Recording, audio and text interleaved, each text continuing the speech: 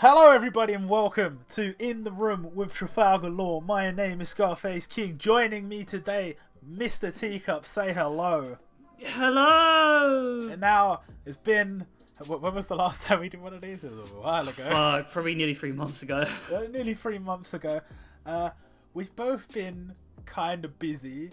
Kind of got some things going on, you know. But we're back. And, you know, we're going to try and upload some videos, including this one. I'm just jumping straight in. You're probably already in, aren't you? Yeah, I'm already in. Yeah. This is like really fucking weird. Yeah, it is. Let's get into the first world. I think that's the first one. Ah! Why is the little mushroom men like horrifying? You gotta go through the Minecraft portal for course one. Oh, yay.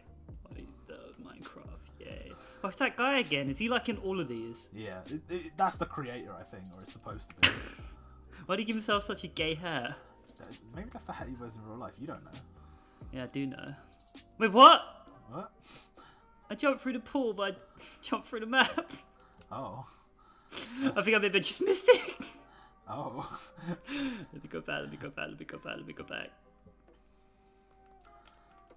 I'm collecting coins. I'm going for 60 coin style straight away. Let's go. Wait, So was it 60 or 80? okay. I feel like it was 60. So guys, did you miss us? Not really. Hey, don't speak for the people. Let them speak for themselves. 5 comments, nah, not really. Oh. Yeah, you've been very busy. I know. Do you want to tell the people what you've been busy with? I really just want to say, nah, not really. Basically, I got an international crime syndicate now. Oh yeah. I don't wait. When did we do the last one? Oh, I actually have no idea. I really can't remember. It must have been about August. So I think it was like coming towards the end of the football season. I don't think the... Yeah, it must have been. Yeah, so it's actually, it's been like, I don't know, 6 months? Oh, that's a lot of content, guys. 5 months maybe? I don't know. I don't really know. In the beginning, basically, if you didn't know, I've been a slave for the past 2-3 months now. What? Not in the actual sense. No. I mean, you're getting paid. You're getting paid. Yeah. Well, like, yeah. I'm losing my dignity, though. Well, you know, these things happen. So if you didn't know, ladies and gentlemen, I'm working for this. It's pretty small, like, family business. It's called Amazon. And I want to fucking die. Oh. I think that summarizes it up a little bit. So, yeah. Oh, mate, where did we leave the last one off? So, basically, if you didn't know, I finished uni. Degrees aren't worth much nowadays, so... Yeah, there's truth to that. Graduated, couldn't find a job in the old, the IT industry. Had a few interviews, and they're like, nah, man, we want experience for this entry-level job. It's like, but that's just misleading content! Amazon fucked me over for like 3 months though. Like they really screwed my ass. So basically, I finished my degree in May, right at the end of May, and I was like, you know what, I'll get a job. Well, I had to get a job straight away. I was like, I've never had a problem getting a job before. I'm fucking gonna die. I was like, I'll get a job, very easy, done, no, easy peasy. So I'm applying for all these fucking jobs, retail, Tesco, all of them, which you'd know that I struggle. I was like, 2 weeks from now, I'll probably have an interview job. 3 weeks from now, easy peasy.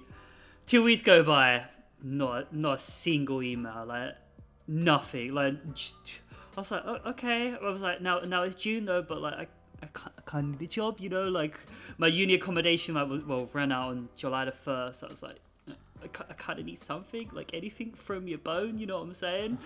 And just nothing. Then I saw the Amazon thing, like they were advertising bears over here because there's a new Amazon that opened up. I was like, okay.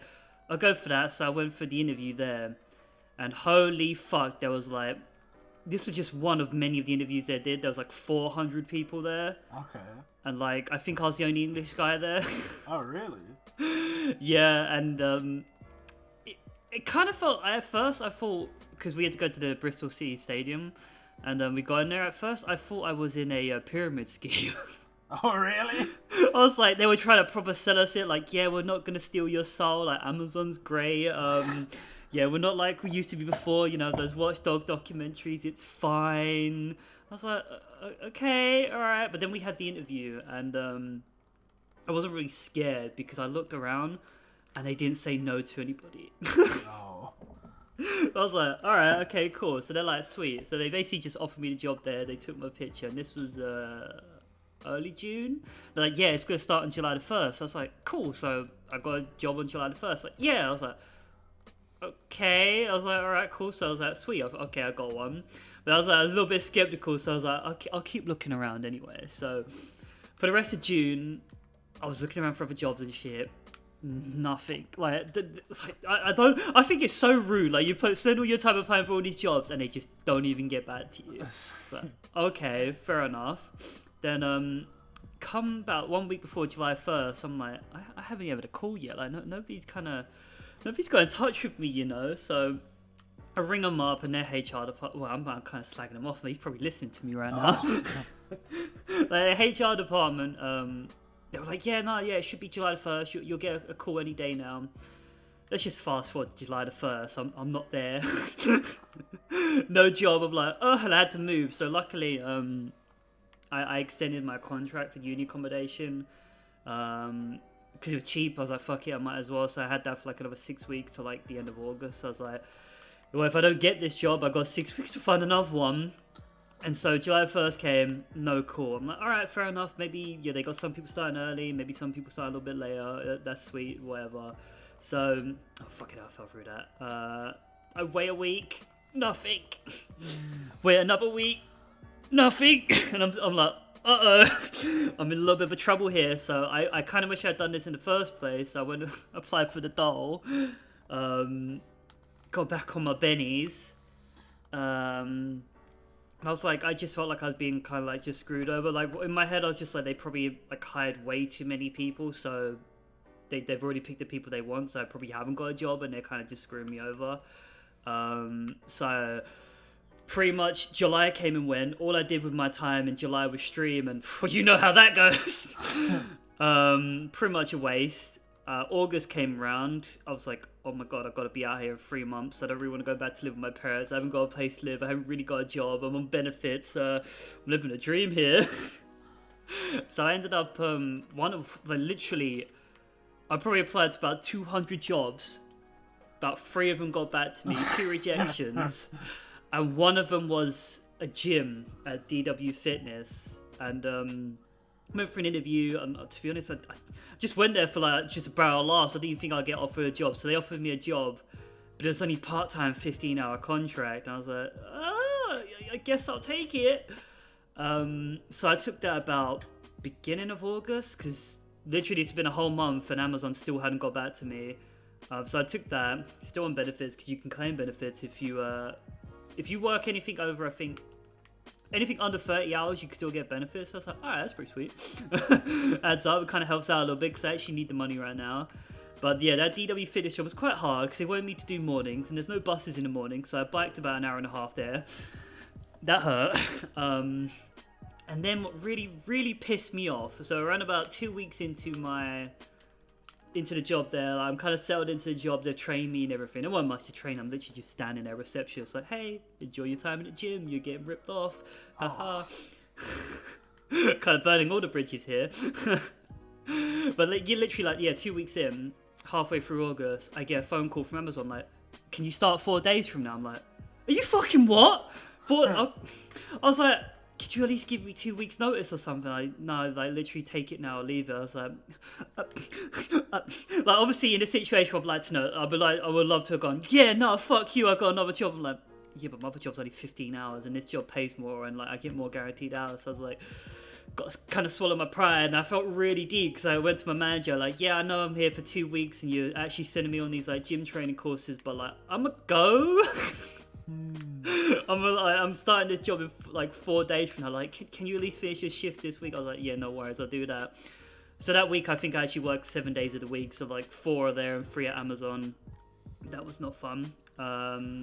Then obviously, because I didn't have a place sorted out, on, I think, August 23rd, I moved into Adele's parents. That was awkward. Because I kind of felt deep, because I was like, shit, it took me so long to sort out a job, I couldn't sort out a place to live in time. So they were like, that's cool. So they put up with me for a while. And I started that job pretty much mid of August. And not fun.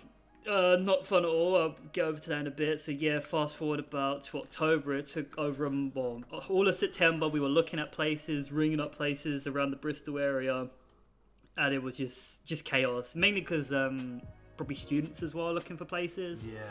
So literally like, no, you should have saw the first place we went to. I think I sent a picture of it in the Discord. It was like a really cheap place for about like £435 a month. I was like, okay. For two of us, that's actually not a lot of money. Fucking hell, as a crack den. Oh my days. Like, the area looked like Hackney. The place itself, you lived with 9 other people around you. I was like, that's not too bad. Then I went and knocked on the wall and I thought my hand was going to go through it. So you basically be able to hear everyone. Like, the room size, like, had a bedroom, it was decent size. If it was one person, place would have been fine, but 2 people, no. I just found it funny in the kitchen. The kitchen was so small, you couldn't even open the oven all the way because it dug into the wall. And I was like, okay, we're not going for this place. Like, you shouldn't go for the first place you look at. So we kind of aired that. And, yeah, we were just looking around at all these other places and stuff. And, pretty much most business in real estate gets done on Monday, so we were trying to look at stuff on Thursday because of our schedule. So pretty much if we was trying to look at something, like I'd ring up, because I was doing all the call-in, I'd ring up and like I'd book in for like a viewing.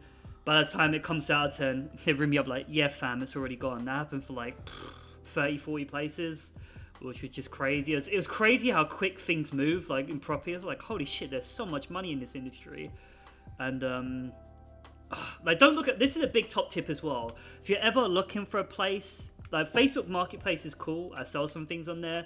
Do not look at properties on Facebook Marketplace because it's done by a company called onthemarket.com, and all they do is use an algorithm that just pulls it in from other websites and that, no matter if it's still there or not. So I think I rang probably about 80 places on Facebook, and they're like, fam, that was gone like a month ago.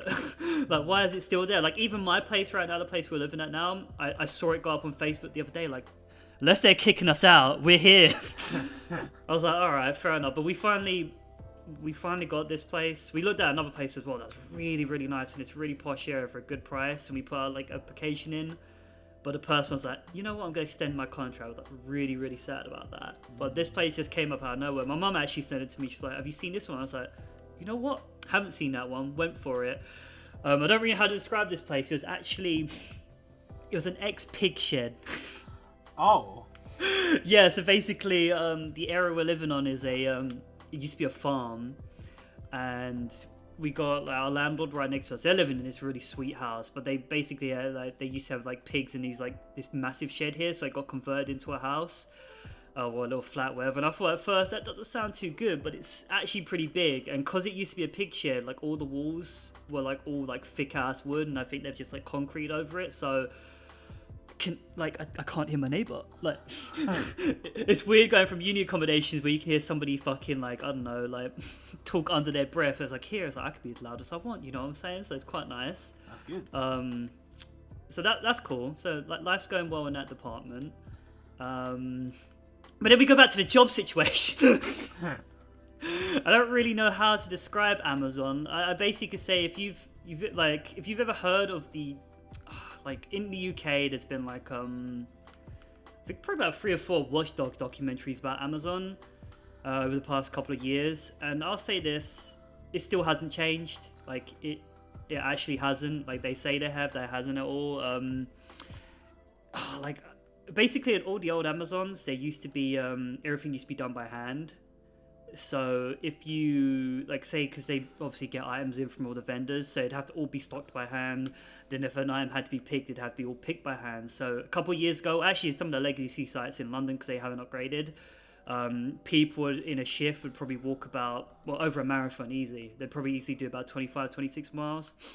Ooh. Nowadays it's all done by robots, which is kind of cool. You see them upstairs like flying around and stuff like that. But that just means instead of walking around all day, you're just standing in one spot all day, and it's probably just as bad for your body. Not gonna lie, actually, probably worse. Probably worse, yeah. See, because your blood is literally just standing there in one location. But I don't know if I should really go in about the job description if anybody's actually curious about that. Well, I mean, that's up to you. It's your job to lose. Yeah, I'm not really too but But basically, if you are in a place that because obviously Amazon is there like trying to like any site around London, Manchester, Liverpool right now, they're looking for Christmas temps. If you are going to be a Christmas temp at Amazon, you're not going to get any of the benefits of the full-time employees, which actually really sucks because I'm technically full-time, like permanent now, so I get like 2 days holiday a month, which is kind of nice. And I get like healthcare, but the thing is like healthcare, like for us in the UK, is not really a big thing, but in America, obviously, it'd be a big thing. I get dental now as well. Wait, 2 days holiday a month? Yeah, like I think employers have to give you about like 20 to 24 days holiday a year. Yeah. And our one if you work, you earn hours in that, so you just go on your little hub and that. Like I took my first 2 days off over my birthday and that because I'd earned enough hours for it. Okay. And I've been there for like 5-6 weeks, which is kind of cool, I guess. To have some time off, but I'm probably gonna book some time off when the new COD comes out. #gay.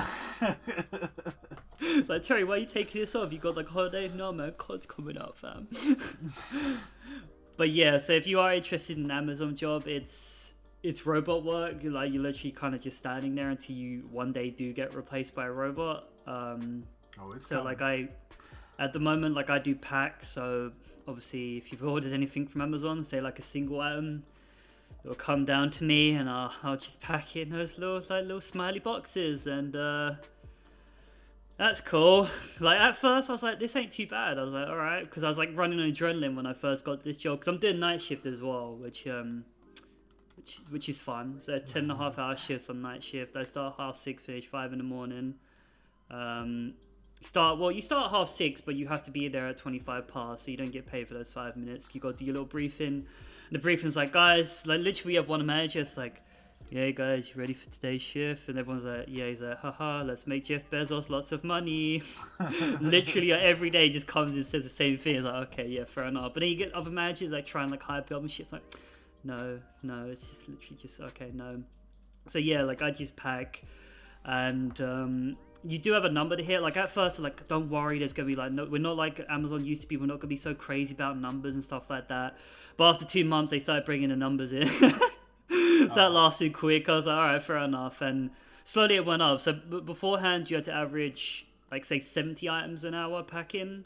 Then it's gone up to 80. Then it's gone up to 90. Now they're looking for 100 items an hour, and eventually they're gonna want about 120. So packaging, 2 items a minute, something like that. Oh my god. And that, like, bear in mind, obviously you gotta get the box down. You gotta open up the box. You gotta like obviously put the item in, secure it, shit. It's fast paced. It's really fucking fast paced. Like I'm like, Jesus Christ. Like at like my best day, I average 103, and I was going like fucking Rain Man. I was like, Jesus. But then you got some people that are absolute monsters at their job. That there's this Chinese guy there that I think he has nothing else to do apart from work at Amazon. So I've seen him do like 170. I'm like, whew! Like you watch him go, it's like watching like an anime showdown. It's fucking amazing. I actually shouldn't say that though, because I still hate the job. Oh. But I've been trained in other areas. Like top tip, if you can go into shipping, it's a lot easier work. Don't go into stow or pick because the numbers are even higher, and it's worse. But yeah, it's good pay. Like we got a running meme joke going. Like I noticed everybody would like they'd slag off Amazon, but then they'd be like, the pay's good though. So I'd be like Amazon killed my whole family. Pay's still good though. Jeff Bezos came into my house and stole my anime games. Pay's still good though. But other than that, yeah, the job's a job. Like I've been trying to get out of it. Like I'm really disappointed. So basically, they have other roles there. So obviously they have like engineer roles and stuff like that. We're bottom of the barrel, tier 1, with the robots basically. But there's an IT role going, and I was like, ooh, I've got an IT degree. I'll go for that. So I applied for it. They kind of screwed up my application, so they invited me to come in at like 3 o'clock in the afternoon. So bear in mind, it takes me a long time to get there, and I do night shifts. So I finished at 5 in the morning, got home at 7, had to get up at 12, and left straight away for this interview. So I was bare fucking tired. I had to write an essay for it. So to apply for this job, I had to write an essay for it. I had to write a covering letter, which I haven't actually ever had to do. So I did that. And I asked him, like, beforehand, I was like, okay, so I know I got an interview and stuff like that, and a test as well. So I was like, can you give me some ideas of what's going to be on the test or anything like that? And they just gave me information on interview. So they just gave me, like, the bullshit, like, oh, the 7 principles of Amazon, which, bear in mind, just turns down to make lots and lots of fucking money. So I read those up, research, just like related to your life experiences. I was like, all I've done at uni is programming, so I guess I related to programming. So went in for the interview, murked the interview part. Like, they even said that, like, you've done really well in the interview. But then we had the test. And, like, I came out of an IT degree. I went into this test, and I was like, this ain't even English. I was like, some of the questions were, like, kind of easy. It was like, well, some of the questions kind of threw me off guard. It's like, oh, on a Windows computer, where would you find command line? I was like, oh, fuck, for the past 5 years, all I've ever done is press start, run, and, like, CMD. I was like, I don't actually know where it's located. Shit! I think I guessed it right, but in some of the questions, it was like, so you got a category 5 cable, and you hear noise on the line. What does that mean? I was like, you what? So, and then other questions, like, it was like maintenance for, like, a printer. I was like, bro, if you told me in advance that, like gave me information about these questions, I could look this up. Like, maintenance for a printer, probably not that hard, whatever. So all in all, it's 50 questions. I thought I got like 4, to be honest with you. But I ended up getting 30. I was like, oh shit, if I was in uni, I'll be like doing backflips and shit. But I'm like, no, this is the job world. I need to get a good mark. So they're like, yeah, you did really, really well in the interview, and you got an average score on the test, so we're gone with someone else. I was really, really disappointed, because I really wanted that IT job. And it's just, I just sat there, I was like, bro, like, literally, if you gave me some information going ahead, I probably would have got 40 plus, but it is what it is. If another one comes up later on, I'm 100% going to be applying for it, because I need to get out packing parcels all day, man. Man's going fucking insane. But I do love one thing, though. Like, I thought it was just me. So basically, on, say, Saturday's my first shift of the week, so I have all my content there, because this thing in Amazon as well, like, you can't talk, they'll tell you off for talking. Typically, like, sometimes you can get away with it if you've got a knife manager. So you'll just be standing there by yourself with your own thoughts, especially if they haven't got music on. So, like, I'll run situations and scenarios in my head, and pretty much like anybody does, I'll just try and daydream. But there's only so much content you can daydream till you just run out of content. And you just got white noise in your head, and that white noise gets bare depressing. And, well, because usually for me, whenever I was working before, my go-to fantasy would be like, oh man, if I stream today, I might get 3 followers instead of -5. Or YouTube might finally take off. But obviously, because, you know, my living situation over the past 2 months, I literally couldn't make videos, I couldn't stream. So I was like, I could even make those scenarios up in my head, because I wasn't doing any content. Like, it's not going to get anywhere. I was like, man, that's just fantasy. So I would just be bouncing around everything. Like, so recently as well, you know, the Euro Millions hit like 170 million, something like that. Yeah. And obviously everybody's like, oh man, it would be cool to win the lottery, or like if you play Monopoly, like, oh, if only this was real money. But because, like, my mind needed something to cling on, because, like, if I didn't have something to cling on, if I just sat up before about my situation, like, shit man, I'm working this dead end job at Amazon. So for the first time in my life, I started to play the lottery. Like, I was like, I needed something, like, you know, it's like, oh, you never know. Like, I do know the odds of winning the lottery is 139 million and 1, especially for the Euro Millions. But I was like, oh, you never know. The same as ruberts for an OPTC. Like, literally, I was like, I literally just bought the ticket so I could have something in the background of my mind, like, oh yeah, I got something going on the side, man. Because when I wasn't making YouTube videos or streaming, I had nothing on the side. Literally, my life was Amazon. Like, literally everything I did was Amazon, because, well, this is my average day. I wake up at 2:15. Obviously at the moment I can't browse Reddit, so I can't go on my phone or anything, because I'd wake up at 2:15. I spend about half an hour on my phone, then I just go get ready. I literally go get a shower, have food, whatever. But yeah, as you usually do, I leave at 3:45. So I leave at 3:45, get a bus into town, wait into town, get the Amazon bus, get to work 15 minutes early, start 6:30. So I leave 2 hours and 40 before I start my shift, do the 10.5 hours, get out at 5. Amazon bus comes at 5:15 when it wants to, because somehow there's no traffic in the morning. There's no other stops. Somehow that fucker is sometimes still late. Get on that bus, get into town, have to wait for another bus. And obviously where we're living right now, it's a mile walk from the bus stop. Get in at 7 and I literally go to bed straight away. I don't do nothing else. I go to bed straight away. Get up at 2:15, do my shit again. It feels like Bill Murray and Groundhog Day. Because especially like... well, with Amazon as well, you'll do the same shit every day. Obviously, if you're on pack, you'll just do pack day in, day out. So 4 days in a row, my day just feels not carbon fiber. It feels copied and pasted. Like there's literally no difference, and it starts fucking with your mind a little bit. It starts feeling really just weird. Like it's just like literally because I got training recently. Even though I was training, like doing like other crappy jobs, just because I'm doing something different, my mind's like, thank you, Terry, like thank you, like yes, we can have some other stimulant right now. But other than that, that's Amazon. I don't know if I really want to go else. Like there's other things I could talk about, but yeah, pays good. Hey, at least you got that going for you. Yeah. Yeah, I had another fantasy where I was a big time drug dealer like Scarface. It had to, like anything, like any situation I'm playing in my mind while working that fucking job to keep myself entertained. Oh, boy, it's like that episode of Simpsons where Homer's got the monkeys going in his head like. But yeah, if you're going to Amazon like over Christmas for a job, I probably sold it to you. Wow. Did I sell it to you, Robert? No. Oh. I'll be honest, yeah, like,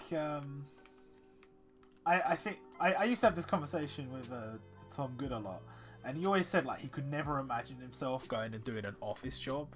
He always had to be doing something that was, like, either, you know, semi sort of active, or, you know, something that's not just, you know, sitting there. Whereas for me, sitting there's one thing. I need something where my brain has got something to do. Like if my brain hasn't got something to do, bruv, it's done. I'm over. Like so I could do an office job because I'd probably have to do like, I don't know, loads of maths or, you know, loads of typing or something like that. But when you're doing one of those jobs where it's just like mindless, the same thing over and over, nah fam, you're alright. You're good. Yeah. I want an office job now. Like I even thought that myself. I was like, I don't want to be sitting in no stinky office all day. No, sign me up. I want to sit down. Office my legs sounded hurt. pretty good right now. Well, this is one thing as well, right? So, probably over about the past 6 years. No, probably since I was about 16. I've weighed the same. Like I always eat around about the same much. I've never really needed to gain weight or lose weight or that. Since working at this job, I've lost over half a stone. Oh my. Like, it's the biggest weight loss I've had since puberty, and I'm just like, wait, what? Because I eat more. Like, I eat like 4 meals a day. It's just because you're standing up for 9.5 hours, like you're burning energy. I'm like, oh yeah, okay, that'll do it. that was what was happening with me when I was working at the Olympics. Like, I had money, so I was eating more, and when I was eating, I was going places like takeout and that. But you're just constantly standing up and it was like sweltering sun in these like tiny little plastic tents, so the heat was extreme, and I was working in a kitchen anyway, so it was bare hot anyway. So it's like I came out of that job every day looking like that dog they rescue out of the fucking sewers, but like my hair's all just like covered in sweat, and I'm just like, I'm dying. Like I'm legitimately like, if I kept doing that for another like, I don't know, 5 years, I'd die. It was particularly bad in the Olympics just because it was so hot, and they needed to overstaff because they couldn't afford for the Olympics to go badly. it needed to go smoothly, so they straight up had so many like back staff, and it's like, yeah, if you fuck up, we will replace you instantly. We have no problem with that. So That's an episode. it's bare stress and all it is. And so like I was eating bare, but I was losing bare weight. I was like, what's going on, fam? But that job was slowly killing me. And that actually happened another time in my life when I was in Canada skiing, and you just like, it's so hot, the heat, like you think it's gonna be cold because it's like bare snow, because you're on a mountain and the sun like is right fucking there all the time, and the only way to get around is like bare exertion and shit. It fucking takes it out of you. But yeah, at my current job that's not really the case, so that's fine. I had to buy a pair of like really good Skechers and insoles for it because my bum hurt. I'm looking for some new trainers right now, because the thing is that I had these Nike ones and they've been pretty good for like, you know, quite a while. But it's like the second the sole starts to go, you'll come back in agony. Like, because you're just, you know, my shifts aren't quite as long as yours, but even if you're standing up for 9 hours and you've got to walk home after those 9 hours as well, it's just like, this is not great. And I don't know. I'm seriously considering investing in like my current Nikes cost like 35, but like I want to look for like a deluxe pair, a pair that will cradle my poor mangled feet. You know. That's fair enough. I do that. Yeah, that's fair enough. That's fair enough. I'm tired. How many stars you on? I got 1. Oh, okay. I mean, you got probably like 8. 6. Fucking well.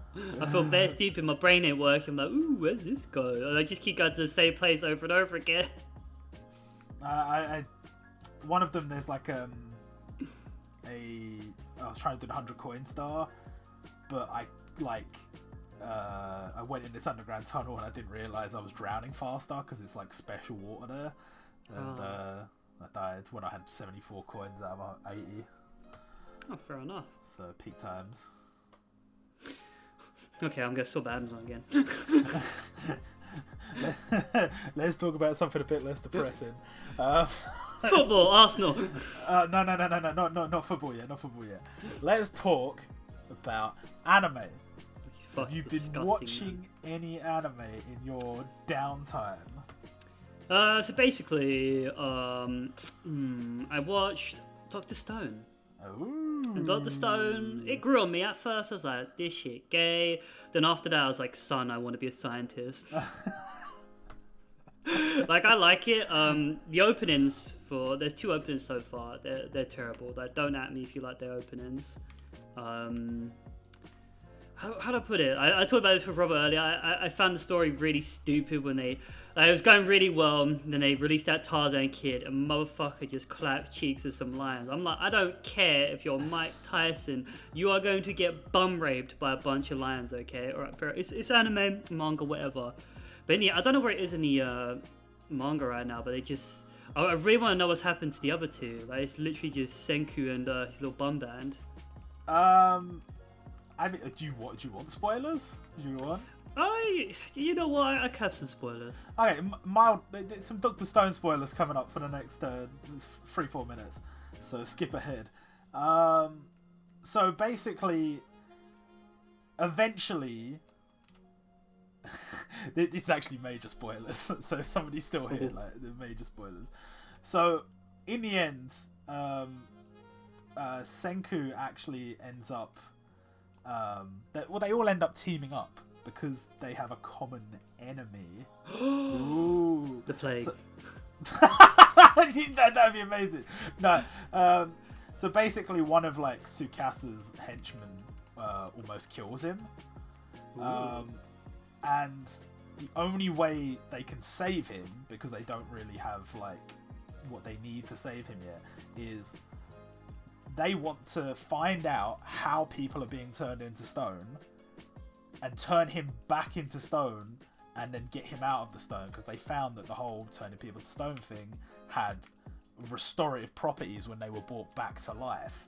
People that had lost their arms, people that their statues had been smashed or whatever, they could be put back together and restored. And they said, well, you know, Tsukasa is gonna fucking die, so we freeze him, Ice Age style, and then once we have the technology, we'll turn him into stone, and then we'll bring him back to life. So at this point, basically everyone you've met in the story, except like one dude, are all on the same team now. But there's this new like village they found on an island, hidden in leaves, and they seemingly have the technology to turn people into stone. Even though it's this like bare primitive ass village, they have this item that can turn people into stone. So they are trying their best to get the hold of this item, but on the primitive people with the item on their island, they have these like really strong fighters, and they have this item that turns people to stone. And unfortunately, the science team have lost their strongest fighter because Tsukasa is obviously currently in like cryostasis or whatever. So they're trying to come up with strategies to retrieve the item, and then the story's going to go from there. But like, I mean, I haven't really spoiled everything, but basically Senku's dad is involved in the story, but in like the past, because he was on a spaceship at the time everything got turned to stone, or on the space station. Ooh. So that means that he went back down to Earth, and the entire planet was fucking statues. And so he and the people on the space station essentially repopulated. Not repopulated Earth, but the people of that village that he's in, with all those characters, like Ginro and Kinro and all of them, they're all descendants of Senku's dad. So they're all essentially Senku's relatives. Senku's like their great uncle, cousin, brother, I don't know, something. Brother. Anyway, the point is, they're doing a spin-off that's going to tell the story of Senku's dad. And it's going to be running it's going to be running in Jump at the same time as Dr. Stone, which means the creators of Dr. Stone are going to be doing 2 manga running in Shonen Jump at the same time about the same story, which is kind of sick, because I think the only other series doing anything like that is My Hero Academia, because they've got My Hero Academia Vigilantes, but that's not even in Jump really. It's like I think it's like a digital comic or something. So it's kind of cool. There's a lot more to the story than what I told you just then, but yeah, it goes in some interesting directions. What actually done the stone? They've found that item that turns things into stone, and I think the popular theory at the moment is that it's nanobots. Nanobots, son. That are being somehow controlled and or manipulated by somebody in the background. Somebody invented them. Dun dun dun. Okay. Somebody much like Tsukasa probably thought the world was so corrupt, we should turn it all back into the Stone Age and start again. Tsukasa's dad. Well, I mean, maybe, I don't know. But there's not really like a lot more to go off, other than we've got this item that we can see is turning people into stone within a certain radius, but that's all we know. Whereas whoever did it originally did it to the whole fucking planet. So obviously it's something different, we just don't know. Huh. Oh, Terry's used his big brain here. It's good. It's good. It's good manga. It's a good manga. Mm. I don't know if I've watched anything really. I've read a lot. Read a lot, but I don't know if I've actually. What have I watched? I watched like obviously Kimetsu no Yaiba came to an end. Fantastic fucking series. Sorry. All right, calm down. I'm just angered like all the weaves on Twitter. In terms of new manga, I'm reading. What am I reading? I'm reading Spy X Family, which right now is the hot shit. You want to be a spy god? No. You gotta read it. It's bare short right now. It's only like 12 chapters, 13 chapters. It's real good. That's probably one of the hottest manga right now. I would say that's probably one of the strongest manga on the show. What else am I reading? Kimetsu no Yaiba I'm still reading. Obviously I'm reading One Piece every week. One Piece good. Fuck, my brain's not working. But Kimetsu no Yaiba actually end? The anime. Oh, I was about to say the manga. I was like, shit, they didn't milk that? The anime has ended its... So, you say they didn't milk it. The first season of Kimetsu no Yaiba is over, but people seemingly were so hyped up by how, like, you know, how well the anime was executed that Ufotable have decided to make the next arc, which is it's a really good arc. They're gonna make it into a movie. Ooh. But I don't know. Like, it's a. I think it's like, because they were advertising it through Crunchyroll and stuff. So I was hoping it would be like it's a movie, but it's also on Crunchyroll. But I have a feeling it might be going to cinemas, which would kind of suck for us because. Nothing ever comes. Nothing ever seems to come to the UK, or if it does, it's like barely. Fucking barely, dude. So, or you'll get like one showing in like Leicester Square or something, and that's it. £50 ticket. It would be fucking expensive as well, yeah. So it's kind of annoying if that is the case, but you know, what can you do? Like, the same thing happened with the Broly movie, the same thing happened with One Piece Stampede. Kimetsu no Yaiba's probably not going to get special treatment if those two didn't. So that's just how it is, you know. I'm happy the effort's being put in at least, because I already know what happens in the arc, so it's not like I'm going to get spoiled when the movie comes out or anything, is it? So Tanjiro dies. Spoilers. Gosh. The thing is, there's a lot of not controversy. That's not the word I'm looking for, but like drama. Well, so there was an official statement made about the manga as it was entering its current arc that was mistranslated, and people were saying that it was the author saying the manga is reaching its final arc, and they're like, oh my god, it's gonna end. But that's not what it actually said. However, basically, kind of, the manga must be near the end. I know that sounds weird, but like, I mean, they could keep it going. It's definitely the sort of manga that could have a big time skip. But right now, it really feels like it's done. It feels like we're reaching the final arc.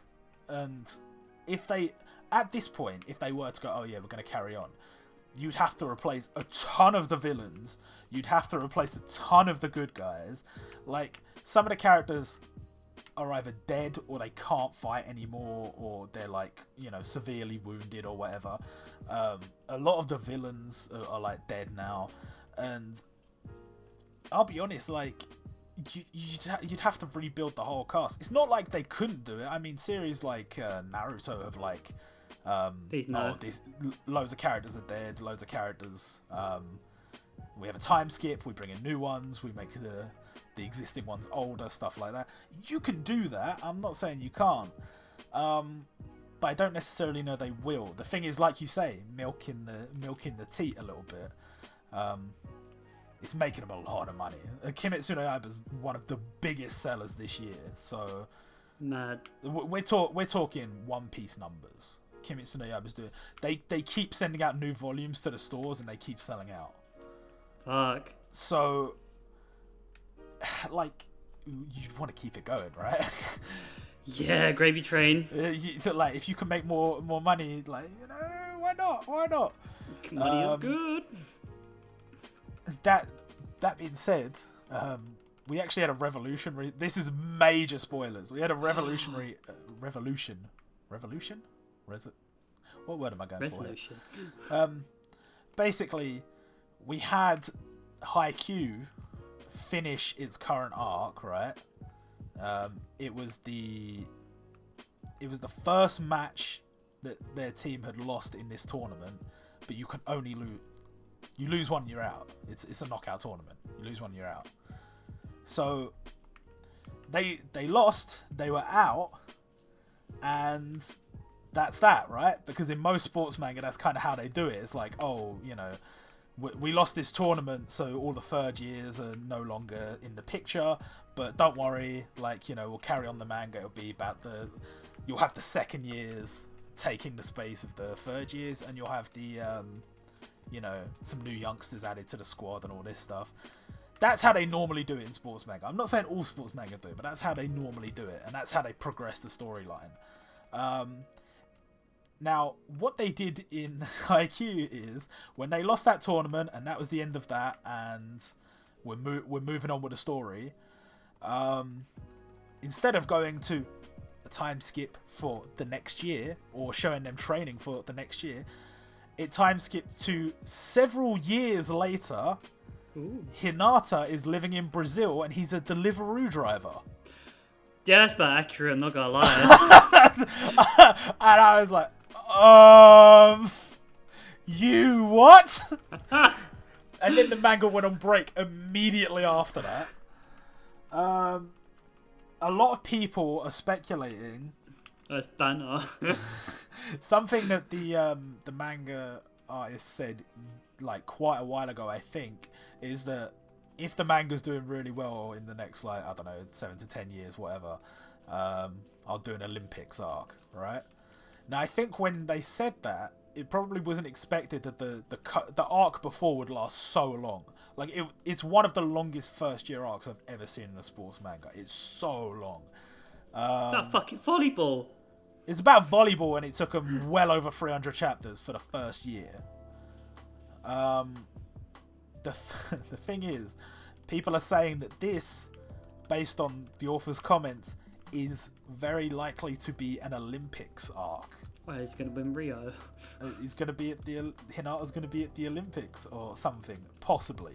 But that is such a, like, massive, like, juxtaposition for the series of, like, because I think 99% of people reading that, I mean 100% probably weren't expecting that, but 99% were probably expecting, okay, they lose, you know, congratulations, you know, you did good, but you didn't do good enough, and now we move on.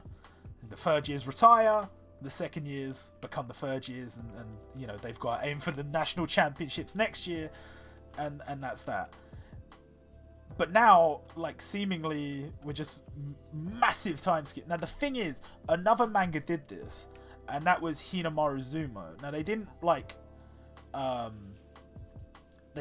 have him lose and then, like, the third years retire or anything like that. They won their high school tournament, and then after they won their high school tournament, it did a time skip to when Hinamaru had become a professional wrestler several years later.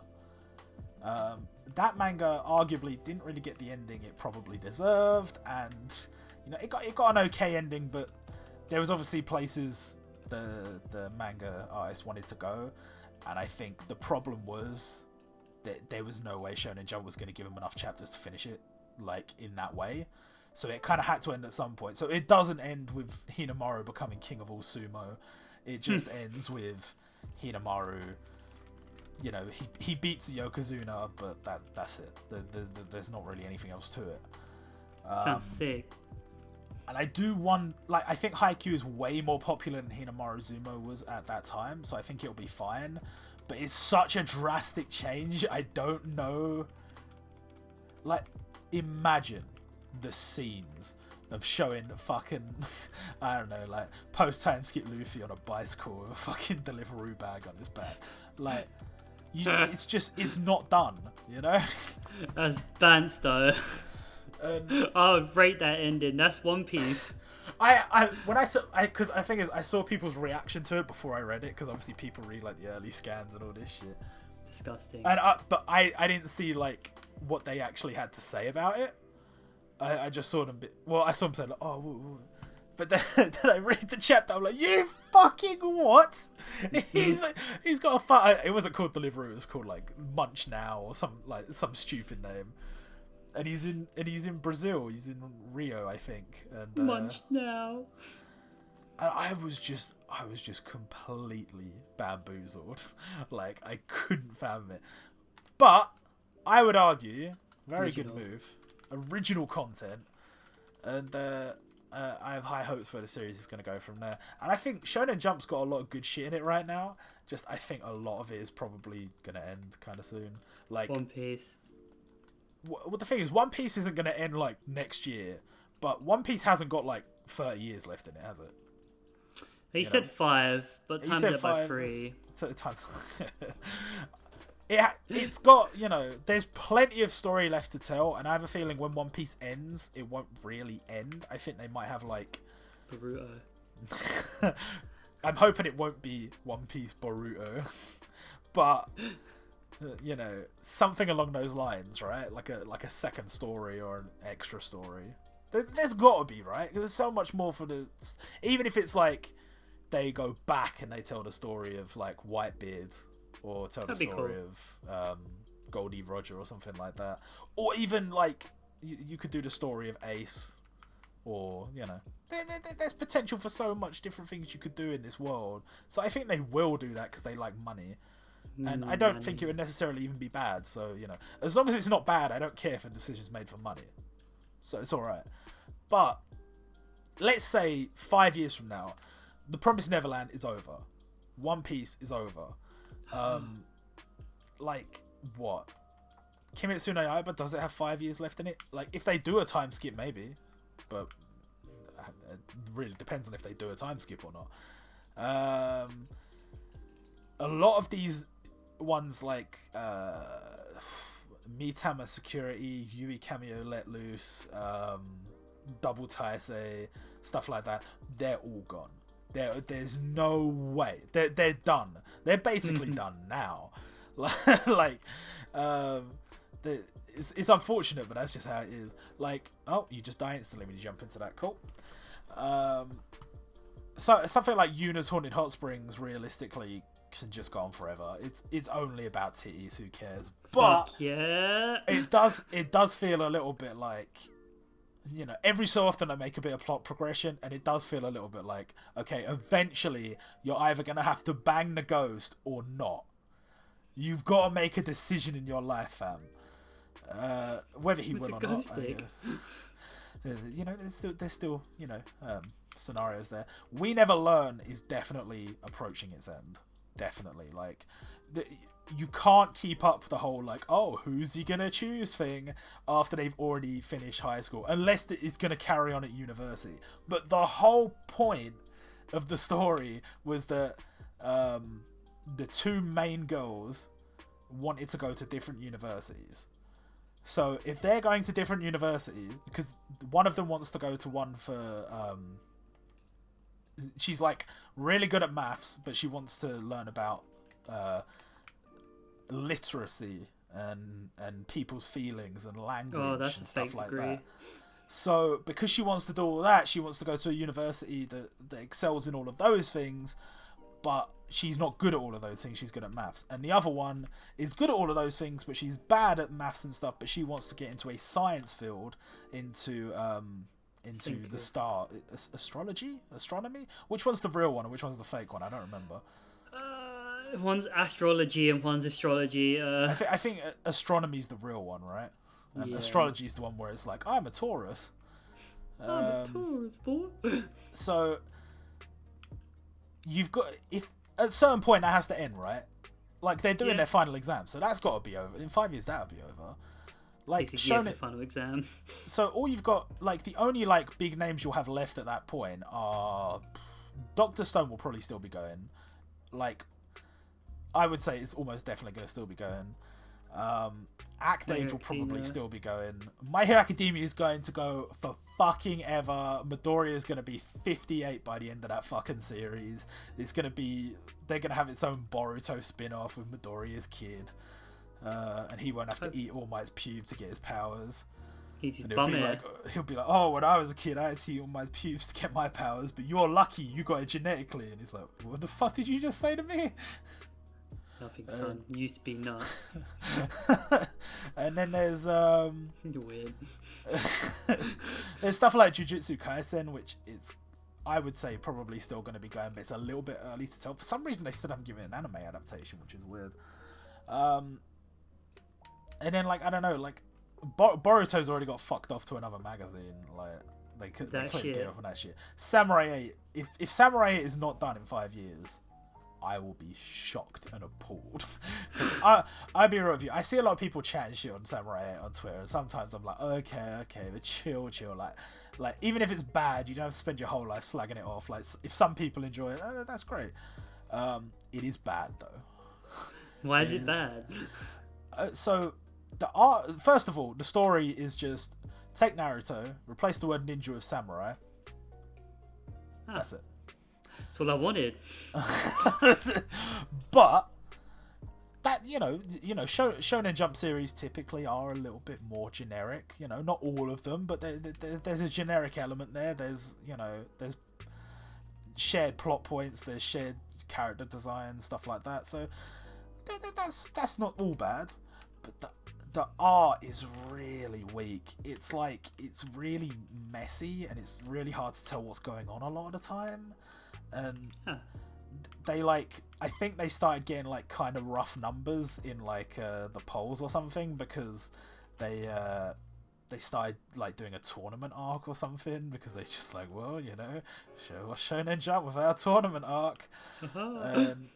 But the real problem for me was like I just didn't care. Like the character's supposed to be like he's like sick and dying, but then he gets the power of the ninja or whatever, or the power of the samurai, sorry. And and then he becomes like a powerful samurai dude, and there's a cat there. And I think a lot of people were like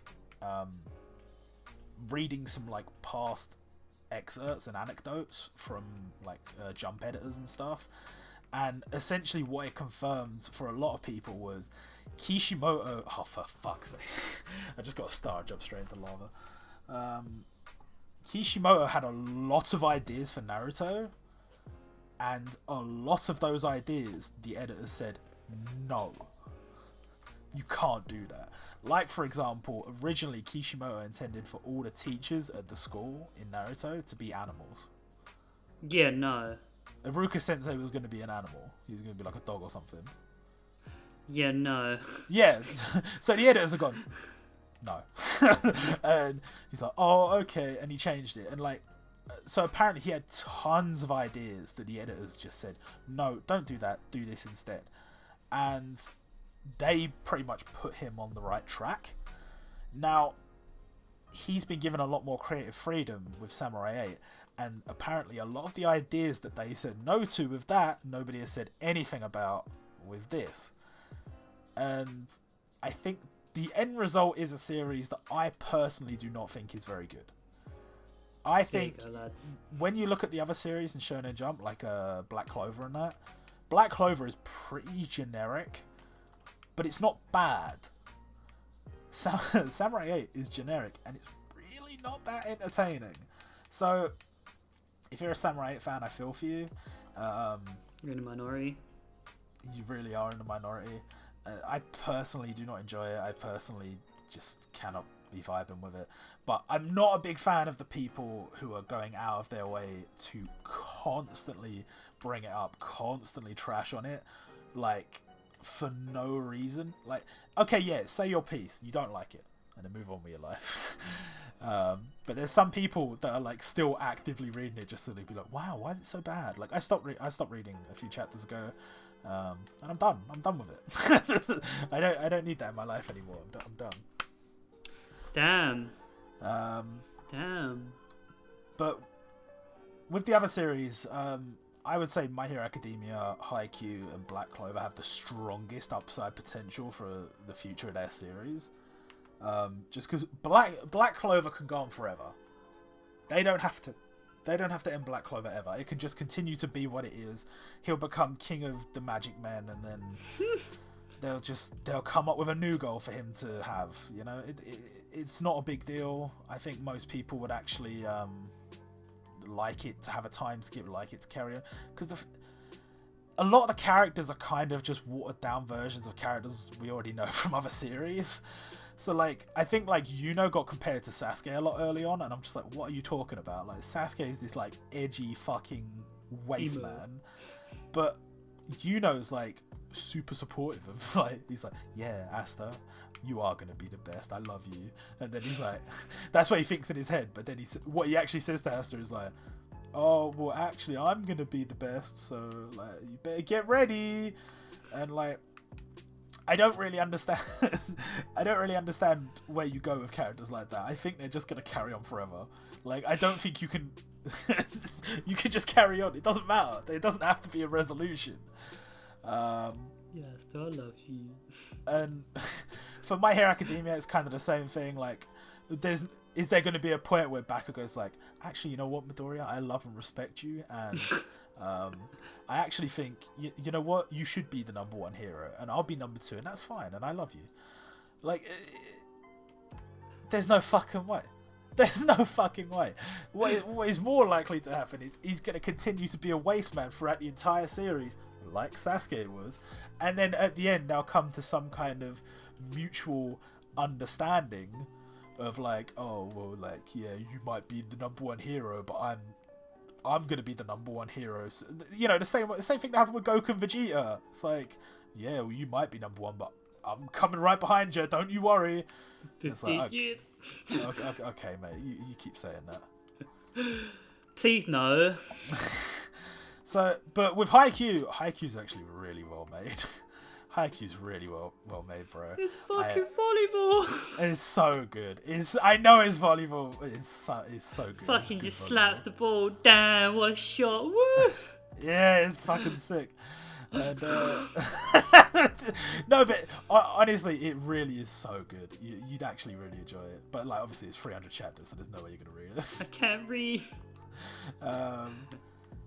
Yeah, no, I actually think Haikyuu, if I was because with Hinamaru there was kind of a limit, because sumo is a very Japanese thing. You can't really be like yeah, you can bring in some like players from Mongolia, you could bring in some players from like, you know, abroad, to Germany, whatever. You can bring those characters in to participate. However, it's not like there's going to be a fucking sumo World Cup, because who's competing? Oh, Japan won. Oh, what a surprise, because sumo is a Japanese thing. However, with volleyball, the World Cup is the limit, pretty much. So you can keep going until it gets to the point where Hinata's the #1 volleyball man, which I think is what they're probably going to do. I think they're going to keep going until Hinata is at World Cup level, which is probably what this time skip is about. Therefore, training so in the deep forest of Brazil. Yeah, man. Why not? No, why not? Honestly, keep it going. He can join like I don't know what volleyball team names are. You can join like Arsenal volleyball team. No, always fourth. Sign like a fat contract or whatever. I'm down. Let's go. I'm on for the ride. You got my $1.99 for Shonen Jump each month. Let's go. I do think though. What, like Black Clover, while it will probably go on forever, I don't care about it that much. Like, it's just that I read it, but I just don't care. Like, nothing that happens in the story am I like, whoa. Like, some people getting bare up in arms about King Julius is like a quite pivotal character, and he was supposed to die. Now, if this was Hunter x Hunter, he would be dead, and he wouldn't be coming back. Or if he did come back, it would be as like some weird demon alien or some bullshit like that. In Black Clover, he just came back. He's like, oh yeah, I just had a load of energy stored up. Didn't you ever wonder what that tattoo on my head was? That was stored up energy so that I could come back later. And loads of people were like, how dare they? He should have done... It's like, you must know what this series is, yeah? This series is Shonen Jump's version of Fairy Tail. I love Fairy Tail. You have to know. You have to know that, right? People must know that Black Clover is just Shonen Jump's version of Fairy Tail. Man, if there's anybody watching this far in the video, they're going to be so mad. But that's just the reality, man. That's the reality. And that's not a bad thing. Fairy Tail's perfectly fine. Nah. Fairy Tail, have you heard about this? The new series called Heroes. I did hear about it. I haven't watched it though. I don't think it's an anime. I think it's a manga right now. But it's basically a team up between the characters from Rave Master, Eden Zero, and Fairy Tail, obviously. All made by the same creator. But what I'm very interested by is the fact that if you've read all those manga, you will know that Hiro Mashima has about 7 character designs in his locker total. So, tits. what are you going to do when Urza from Fairy Tail meets Urza from Eden Zero? What are you going to do when, what's his name, Jalal or Gerard or whatever the fuck they called him in the dub? What are you going to do when he meets all the characters that are just him? You didn't change them at all. There's 2 of them in Fairy Tail that are the same character. And then you're going to have another one in Rave Master and another one in Eden Zero. Like, bro, just stop, please, I beg you. Basic YouTuber clickbait. I do like a bit of clickbait, though. Is it? Anyway, what else I've been reading? Everything.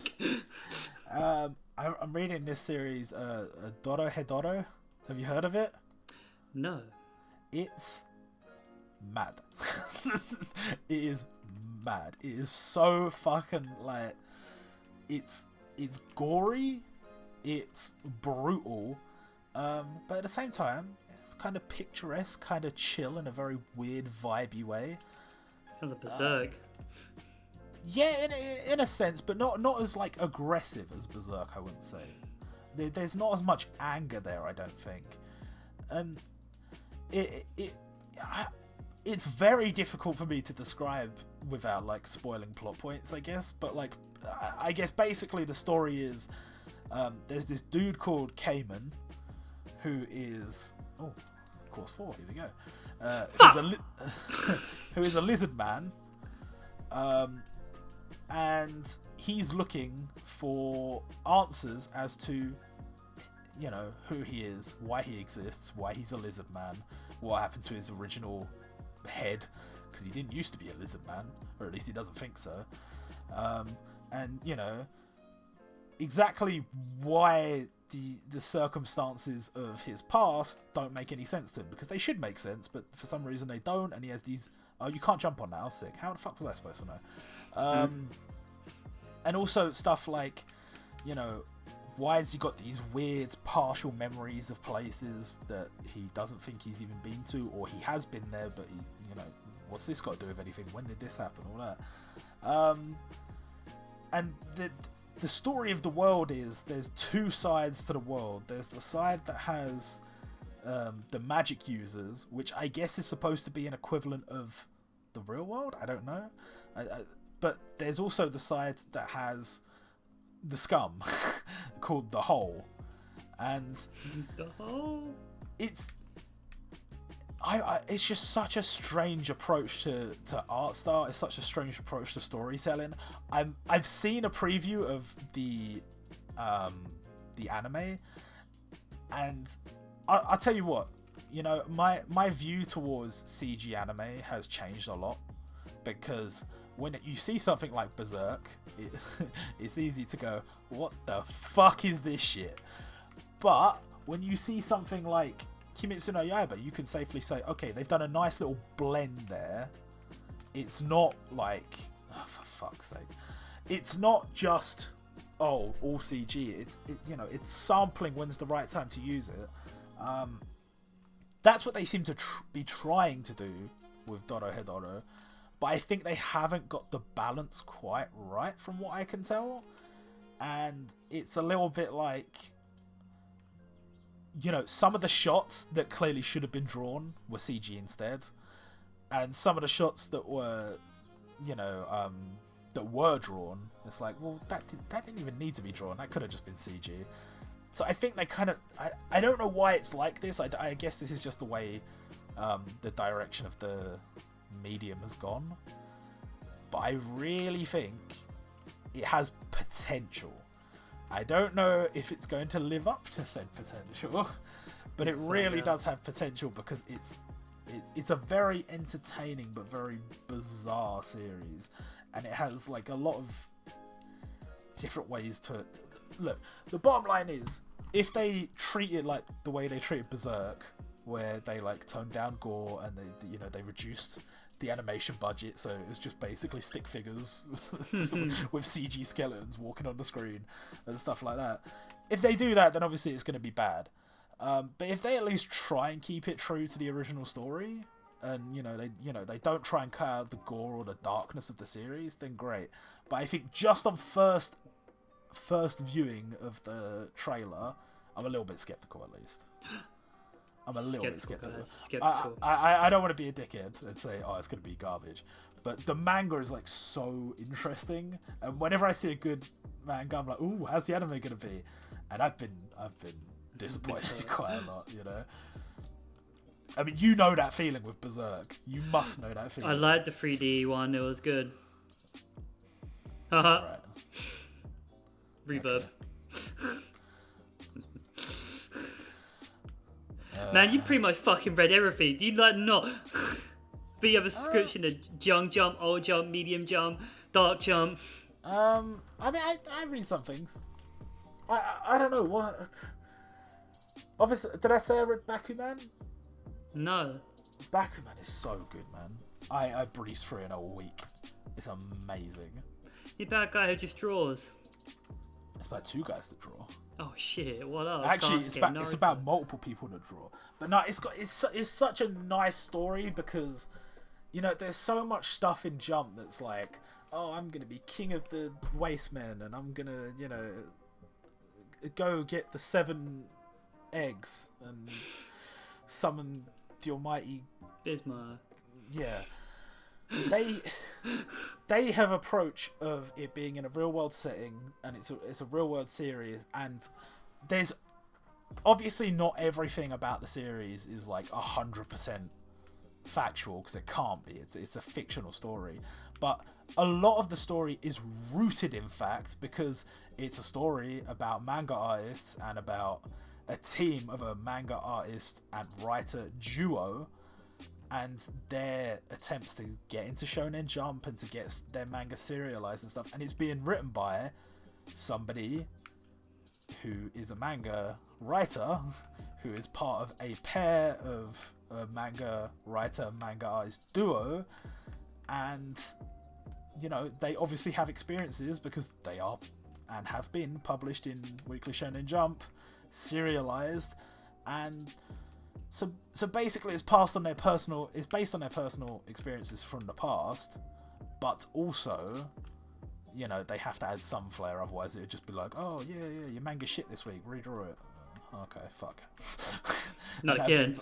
That'd be about the story, and that'd be about it, How I personally think it's one of the best manga in Shonen Jump that's not about manga. There you go, lads. It's one of my top series, and it wasn't before. So many series I put off reading, and then when I finally read it, I'm like, yo, this is the best shit! Why is nobody reading this? It's like, loads of people read it. You're really late to the party. It's like, nah! I'm the first one that read the Bakuman. You don't know! No, it's really good. You should read it. I highly recommend it. There's a lot of series I highly recommend. You've probably read about 3 of them. But I've heard this one called One Piece. One Piece is good, yeah. I'm not gonna be one of those guys that hates on One Piece because it's popular. One Piece is good. No man, I'm cool if I hear things that are popular. I'm still excited to see what's gonna happen next chapter when I read that week's chapter. I'm like, yo, what are they gonna do this? Yeah, next chapter is a flashback. No, they give all this juicy content right now. It's gonna be Luffy and Ace taking shits together. And it's like, oh, do you remember this guy? It's like, who? It's like, yeah, Gaimon, what's he up to? It's like, no, stop. No, they're teasing too hard. I read last 2 chapters. My weenie was hard. Oh, you're actually up to date. Yeah, I was bareboard on the way home at 5 in the morning. Oh wow, that's rare. It's rare for you to be up to date.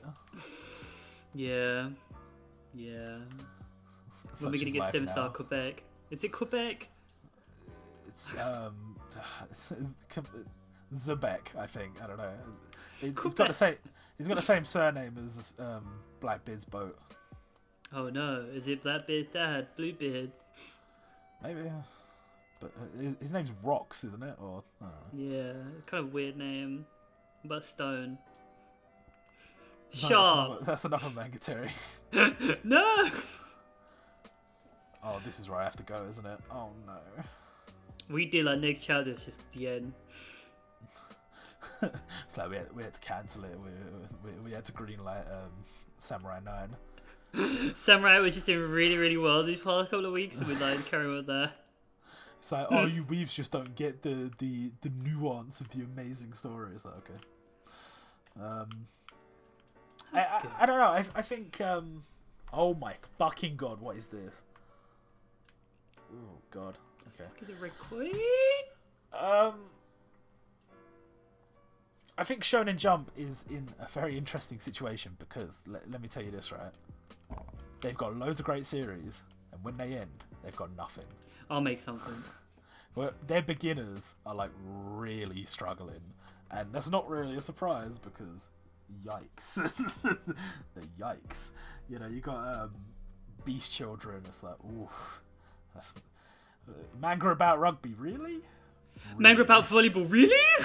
No, it's different. It's not different. the same. People play volleyball in fucking Japan. They don't play fucking. Well, maybe some of them play rugby, but it's not like. It's not rooted in the tradition of the country or anything. It's just like, oh, I don't fucking play. Like big retard closet gay kids play rugby. What was that? Oh no, just didn't call out the whole rugby universe. Listen, yeah, if you know anything about rugby, yeah, if you grew up in England, you would know. I mean, there's other countries, obviously, but especially in England, because like rugby players in like English schools, like you're always men. Yeah. The rugby club was one of the like grimmest places to live your life because they do all this stuff like drinking games and that, which they on purpose wouldn't tell you the rules to. By the way, try to kill you. And they're just trying to fucking kill you. Yeah, exactly. And they like look. Oh fuck! I died again. Look, if you want to play your like super complicated drinking games made specifically to get these poor children wasted and be my guest, can rape them. But what? What? But when they do that, when they do that stuff about oh yeah, we got this game. And then you get completely shit-faced, and it's like, oh, the loser has to drink out of the boot. They've got that thing, like, they got that boot at the fucking rugby club. People got to drink out of and shit like that. I'm like, you guys are fucking disgusting. Oh, what? And it's like, it's just banter. It's like, you're gonna get fucking Ebola from that shoe. You literally killed this guy. Banter. I never got the like rugby lag culture. Never got it at all. Big retards that don't fit in anywhere else, so they fit in with each other. Well, maybe, but that you can't turn that into a manga. As far as like the darkest thing they can do, or not even dark, but like the you know the most graphic thing they can get away with in Shonen Jump right now is what Chainsaw Man's doing. They can't go really any further than that. If they go any further than that, then it's like, okay, so you got titties, you got violence, you got blood. Why is this in Shonen Jump? Why is this not in like Young Jump or something like that? About mystery, where the crime solved detective thriller. So, well, I mean, look, you can show some of the like darker side to things, but you can't really make a manga about like teenage lads going out on the bev and getting wasted after the rugby game. It's like, oh we lost, let's go get sloshed. Oh, we won, oh let's go get sloshed. Your dad died, let's go get sloshed. Exactly. Look, rugby was just like, I think it's bad. It's a bad idea to make that into a manga. That's just me. I feel like there's so many sports you could do. I feel like rugby was a bad idea, and I think there was already a rugby manga. Like at least if it was like a new thing, if it was like, oh, this is the first manga about polo. No, I think there's a polo one. Oh fucking hell! The first manga about hurling. Yeah, that'd be intense. Yeah, that'd be intense. Fucking hell. I'm fucking lost, mate. I don't know where. The hell is course 3? You just go through the door, innit? Innit. What course am I? I don't even know. 4? Maybe 4. 4's been the hardest one yet because I haven't been able to find. Like, I found 1 star and that's it. You need to write your own manga. I'll make it about slap ball. Slapboard be escapesies. Oh no, I'm in trouble again. Oh, escapesies. Oh, escapesies. Oh, my legs. Yeah, I think I don't know. I don't really. Oh wait. Is this a new one? This will lead to the Great Mausoleum. Let me guess. It's Chainsaw stars. Man. It's about a guy with chainsaws. Chainsaw Man is pretty great. It's about a dude who is living a really, really, really shit life, and his only friend in the entire world is this little demon dog with a chainsaw in its face called Pochita. And the story basically goes that he dies, and Pochita's like, nah, fuck that dog, I ain't letting you die. So he fuses with the demon chainsaw dog, and he becomes a demon chainsaw man, and hence the name of the series, Chainsaw Man. And what happens in the days following is he gets... Wait, what? Why'd I get burned? Nah, that's racist. He joins this like agency that are trying to get rid of the demons. They're trying to kill the demons, but he's obviously a demon now, so that's a point of tension. But the idea is the name of the demon, the fear that name invokes, is what dictates how strong the demon becomes. So a chainsaw demon would be pretty strong because people would be quite scared of chainsaws. But you know what else would be strong? Stuff like I don't know, Hitler demon. Hitler. I was gonna say like spiders, but yeah, Hitler demon, cool. But the strongest one, or at least the strongest one that they've even talked about in this world so Death far, demon. is the gun devil. And it's like, oh, he's super powerful because he's the gunman. And the whole story is basically they've got to get rid of the gun devil, but the main character is not actually, doesn't, like, all he really seems to care about is getting laid. Oh, That's sounds all. like Jump. All he really cares about is, so like one of the first characters we're like introduced to, he's like, oh, he gets his first kiss off her and she ends up vomiting in his mouth. Oh yeah. And he's like, well, that was unsatisfying. And he's got this whole pursuit of like, I want to get some titties, and I want to, and he keeps on having these like emotional dilemmas in his head. He's like, oh, I really like this girl, but there's also this girl, she's giving me some attention, now I want to be with this girl. And the story doesn't really, like, there's a whole story going on, but the main character Denji is like he's not even that involved. He's just like, all these people have got all this shit going on. He's basically like a tool to be used by the agencies and stuff. So he's not like directly involved in a lot of the stuff that's happening, but then like there will be parts of his story that obviously he's important to. But a lot of characters don't really like him that much, or if they do like him, it's like, but are they using him because he's a chainsaw man, so he's actually quite powerful? And it's a very strange show. Well, it's not an anime yet, but it's a very strange manga. But I actually really like it. It's so stupid. The current arc right now, there's a character that he likes, and he's like, oh, I'm gonna save myself for her. And like, as far as we can tell, she just like is just like, how could we possibly know if she even gives a shit about it? Because most of the dialogue is just kind of like, oh, hi, how's it going? Yeah, pretty good, you know. And he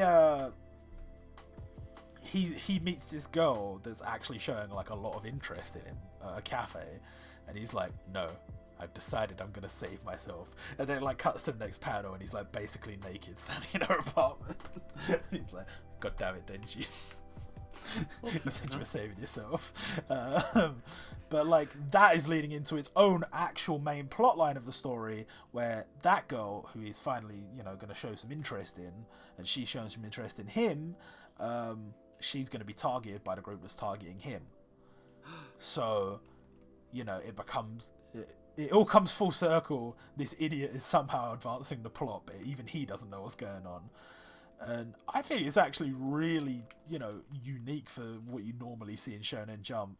And I quite like it.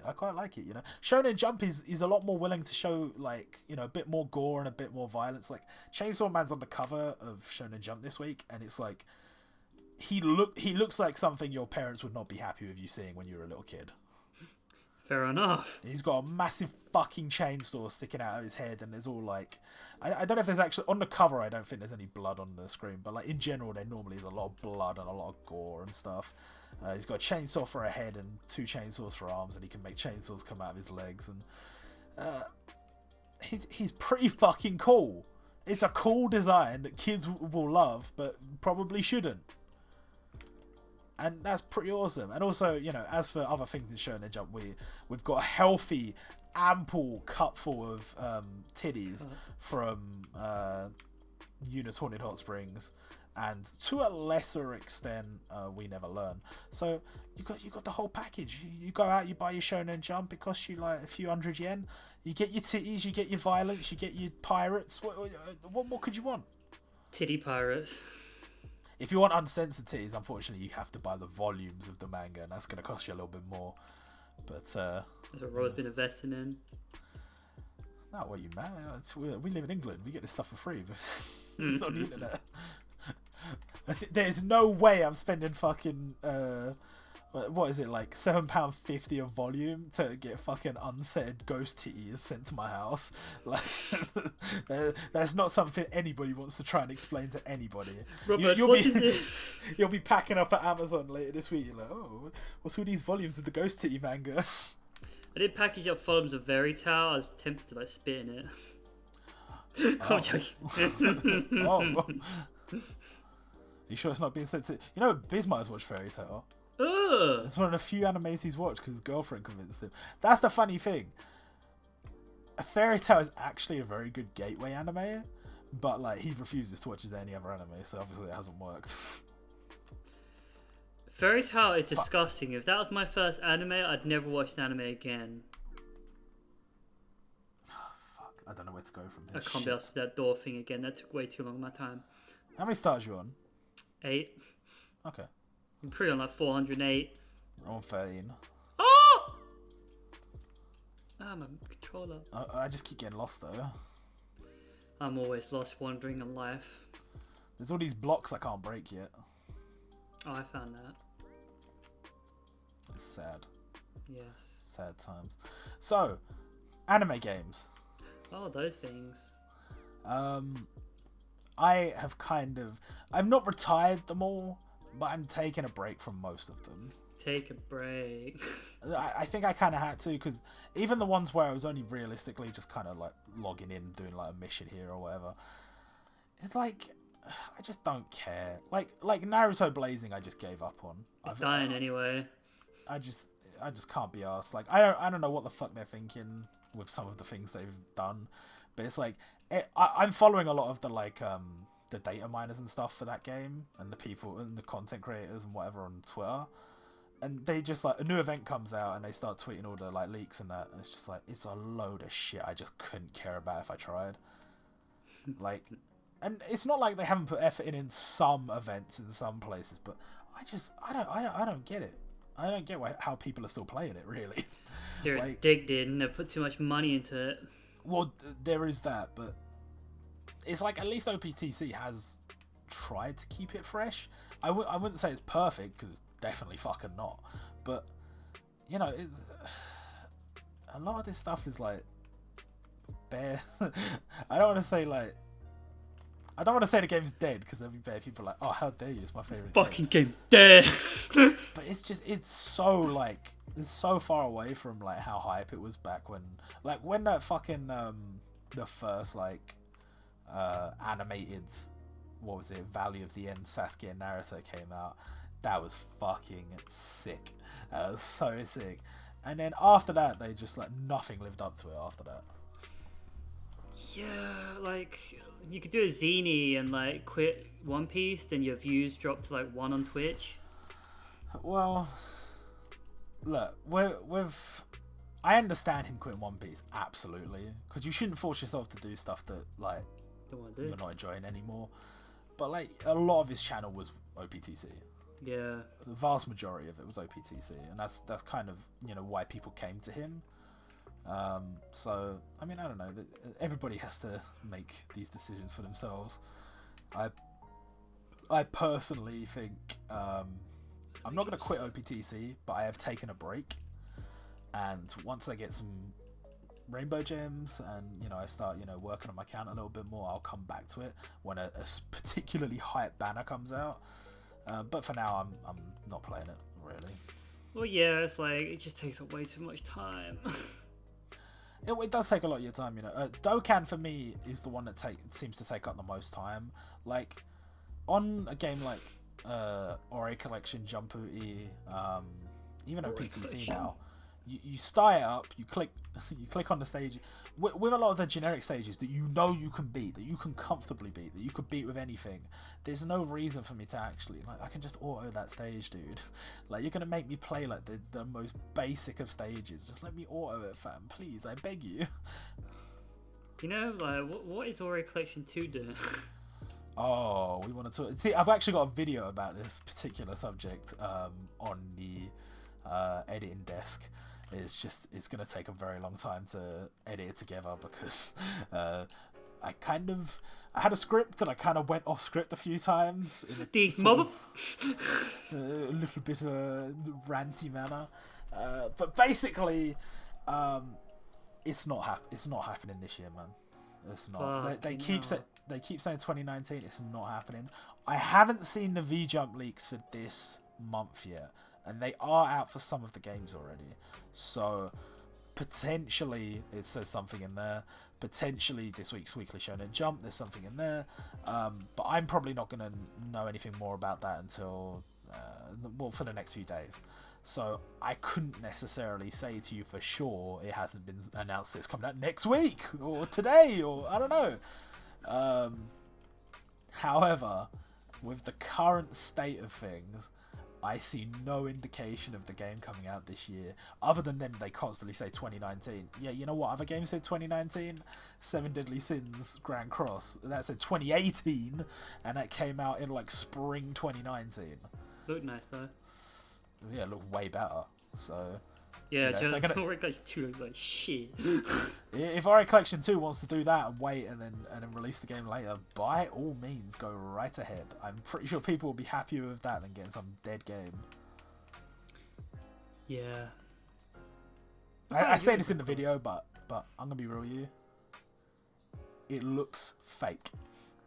It looks like one of those games you see on the Google Play Store that says like Heroes Unite, and it's got like a picture of fucking Goku, but he's wearing Naruto's clothes, and it's got like a picture of like Mihawk, but he's got like a funky hat on and all this stuff. Like, yeah, it does actually. Yeah, it doesn't look like a real game. And when you hear the main gimmick of the game is that they're like characters can perform like special combo attacks, and it just like puts the characters' attack names together into one name. And it's like, oh, the Super Rasen Kamehameha Gatling. That sounds fake. That doesn't sound like a real thing someone's actually got licensed from Bandai, from Shueisha, in order to make. There's no way, but it is. It is. Let's just give up hope on it. Yeah, pretty much. Pretty much. I'm ready to move on. In terms of actual real games, I played Gears 5. It's at best it's alright. At best, I can't believe people were hyping it up so much. At best, it's alright. It doesn't help. I tell you what, actually, I'm actually going to pause the game to rant about this. It doesn't help that our game, multiple times when we were playing, decided it says saved or auto save or whatever, it's saved, and then we'd leave and then we'd come back and it would have put us back, And it happened once when we finally beat this boss we were struggling with, and we decided to end our play session, and we came back and the boss had respawned and we had to fight him again. It sent us all the way back to the start of that boss fight. That was an absolute pain in the ass, especially seeing as they've done this thing where the girl who's the main character, she experiences certain things that whoever's playing on co-op doesn't. So there's this bit where she's having these weird like brain flash things, and she's seeing imagery of like her mother talking to her and the Queen of the Locusts talking to her, and your screen goes red and your character physically cannot move properly. She starts walking and holding her head and stuff. You can die during that. The boss can just come up and just fucking bitch slap you and kill you. And if you die, your partner can't carry on. You have to restart.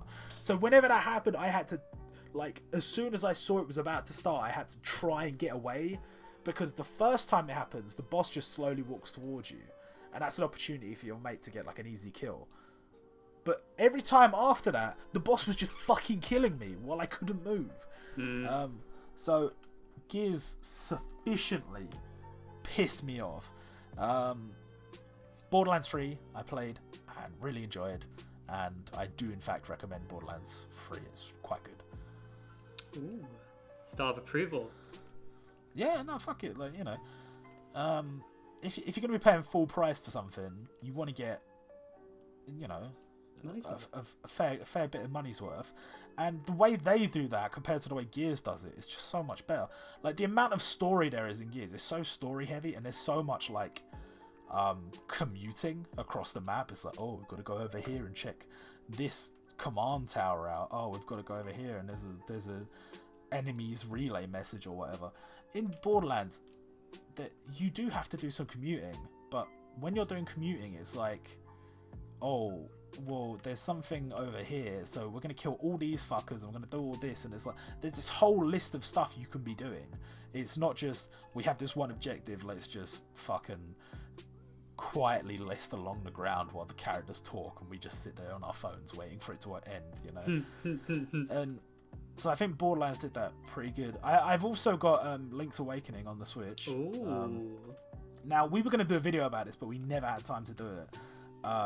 Basically talking about games we wanted to see remade from when we were kids.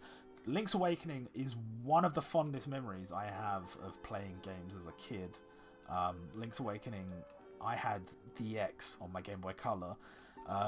Got it in a Mothercare store in I'm dead.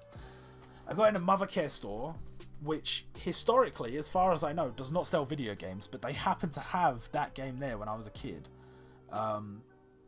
It was like the only game they had, and it was something that my parents had bought me for like good behaviour, because good boy. You know, they said, oh, if you behave, you get a reward. So I behaved, and I said, where's my reward? They're like, oh, fuck. He remembered. So they took me to go get it. And when I got the game, I had it for, I still have it. It's still up in this box on top of my cupboard. That game is one of my most like cherished childhood memories of playing games, because it was so good. They had the formula nailed the fuck down. It was almost a perfect Legend of Zelda experience. And with the with the way they did things in that game, like, it's a Legend of Zelda game that doesn't have Zelda in it. It's a Legend of Zelda game that has a bunch of Mario enemies. Like, you know all this if you've played the game, or you've watched like any fucking YouTube video about it. But the reason it's such a big deal is because oh fuck. The reason it's such a big deal is because these elements are not forced in. They feel really natural to the game. It's things I didn't even question when I was a kid. Like, the game's got Goombas, and I'm just jumping on Goombas as Link. And it's like, I don't question the fact that the game suddenly turned into a 2D side-scroller. I don't question the fact that I'm jumping around and bonking people on the head as Link. And I don't question the fact that there's Goombas in the game. I never questioned any of this as a child. And it was only when, like, later in my life, people were, like, doing reviews of this game and stuff. They're like, yeah, it's, like, so bizarre, so weird. I'm like, no, this feels so natural to the game. And I know the reason they did it is because the whole game's supposed to be a dream. It's supposed to be, spoilers, I guess. It's a dream sequence. Okay, but it at no point feels unnatural. It feels like that's the best part. When you have a dream, wacky, crazy things happen, but it feels natural to the world you're in. You don't at any point go, oh, this is a dream. Except, you know, some people have like lucid dreams and stuff. But most of the time when you have a dream, it's just kind of like, yeah, that's normal. That's a normal thing to happen. Well, not like that's not what I meant. Like, oh no, oh fuck. Like, I had a dream once, not that long ago. Unfortunately, shut up. Unfortunately for me, because ever since I've started work, a lot of my dreams involve work. I had a dream that where I was working, one of my childhood friends was also working there. Never questioned it. He doesn't even live here anymore, but never questioned it. The layout of the building was entirely different. Part of it was a hotel, and I had to go to the hotel, and there was a fire alarm. I'm like, oh, there's a fire alarm. At no point did I question the fact that it was also the pharmacy that I was working at, and therefore I would have been responsible for turning that off. None of the things that happened in that dream made any sense in retrospect. But in the moment, I didn't question anything. And in that game, everything's a dream. And there's so much crazy stuff going on. But as a kid, I didn't question any of it. Like, even the game was telling me, like, dude, this is a dream. It didn't even cross my mind. It's like, whoa, that's crazy. No, you say that. Like, last night I actually had like 2 nightmares in one. And like, for some reason, I don't know what it was. I was just in the house. And there were scorpions everywhere, and like one bit me, and my dad was like, "No, you just don't touch them. They'll walk over you, you'll be fine." I'm just sitting there, the scorpions all over me. I'm like, this is bare fucking weird, but I didn't question it. Then, as the dream progressed, I ended up having I had uni work to do, and like I was just putting it off and off and off. I'm like, damn, this ain't no dream. This is real life. And like for the whole dream, I was just like bare stressed. I don't want to do it. I know that I wake up and like I was actually so happy I didn't have uni work to do. Yeah, that's the fucking worst when you have a dream and it's like so real that when you wake up you're actually like, oh, thank fucking god. For a second there I was about to switch. Nintendo Switch. But yeah, so that game is really special to me. That is one of the best games I've ever played. So I've bought the remake on Switch. It's good. It's not bad. I enjoy it, but it does kind of like, there's this whole thing about remakes, you know, like you've got it with Disney and all the fucking like the Lion King and Jungle Book and all this. They're doing Lady and the Tramp now. The reason they're doing this is because they like money, and that's not necessarily a bad thing, because if what you're producing is still good, people will still go and watch it. But the thing is, it undeniably has lost a lot of its soul. The game, like, they've tried to, you know, try a new art style and stuff, and that's great.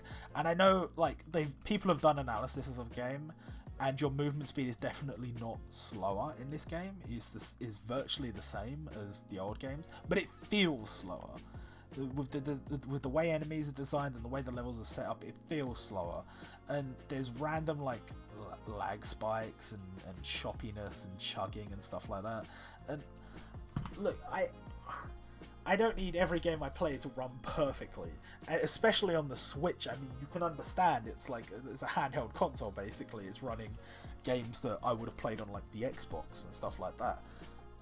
But I do think if you're gonna make a Legend of Zelda game, that the old one ran perfectly. The old one was like, it was a dream, you know. It was a dream. It's a dream in the sense that you know, it was a dream sequence, but it's also a dream in the sense that it was such a good game, man. It was so fucking fuck. And I do get a little bit disappointed when people try and remake something and it loses a lot of its soul. And for me, it really did lose a lot of its soul. And well, I mean, you know, people like money. and I don't blame them. And they would probably argue that, like, you know, okay, yeah, we did it for money, but we're providing something that wasn't really like, you know, we're introducing a new generation to this game. But like, just fucking re-release it on the virtual console, fam. That's what I think. Like that, I spent what? I didn't spend full price on it. There's like a Game Pass thing where like you get 2 games for the price of 1.5 or something. Ooh. So I basically, you know, I paid 1.5 essentially. What's the other game though? What I just got a voucher and I'm going to use it on Pokemon when it comes out. Disgusting. What? Wait, did I run out of lives? You can run out of life, yeah. Shit. I only needed 1 more life to get into the Grand Mausoleum. Mm-hmm. What's up here? What's this? To Earth? Question mark? What's on Earth? Us. What the fuck is this? Fucking flippy bastard. Does anybody know what the fuck's going on right now? Yeah, stream, do you know? I went through. Oh, I know what this is. Can I leave? I felt well said, but I can't really get back to there. Can I leave? Okay, so what this is I saw this in the README file for the game. Basically, there is some secret content in this version of the game that you can only unlock by finding a password in another game that he made, and then coming to this one and entering the password.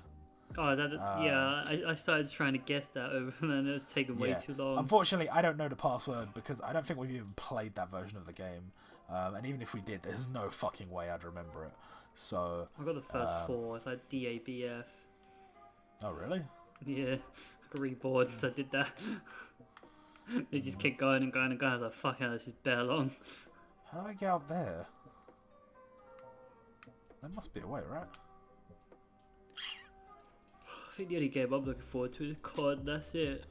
I'm gonna buy COD, and like, I played the beta.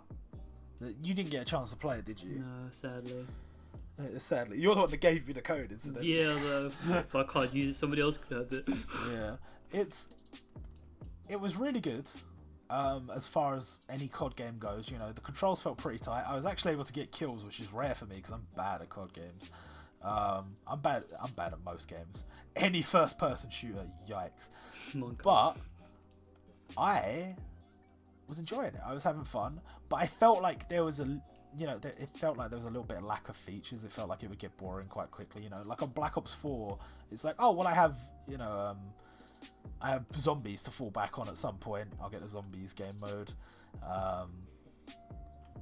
You know, there's a lot of different things you can do on some of these games, and I think with COD, when it doesn't have zombies, and especially with one of the game modes being exclusive to PS4, which I don't have, I wouldn't necessarily get as much out of it as some people would. So I did kind of think about that, like, oh, should I get the game? Because I'll probably be done with it after a couple of weeks. But I think I am going to get it. Whether I'll regret that later or not, I don't know. I guess we'll find out. Said it every year. Yeah, pretty much. Pretty much. I'm going to die here. How the fuck are you supposed to do that? That's impossible. That's actually impossible. Yeah. But yeah, I'm going to buy it. I'll probably enjoy it, at least for the first, like, I don't know, 2 weeks. I'll get a 10 prestige, master prestige, easy peasy. I never did. I've never reached, like, the only thing I used to do on all the card games was I'd try and get to, I'd try and beat campaign on the hardest difficulty. But even that, I don't have time to do that anymore, so...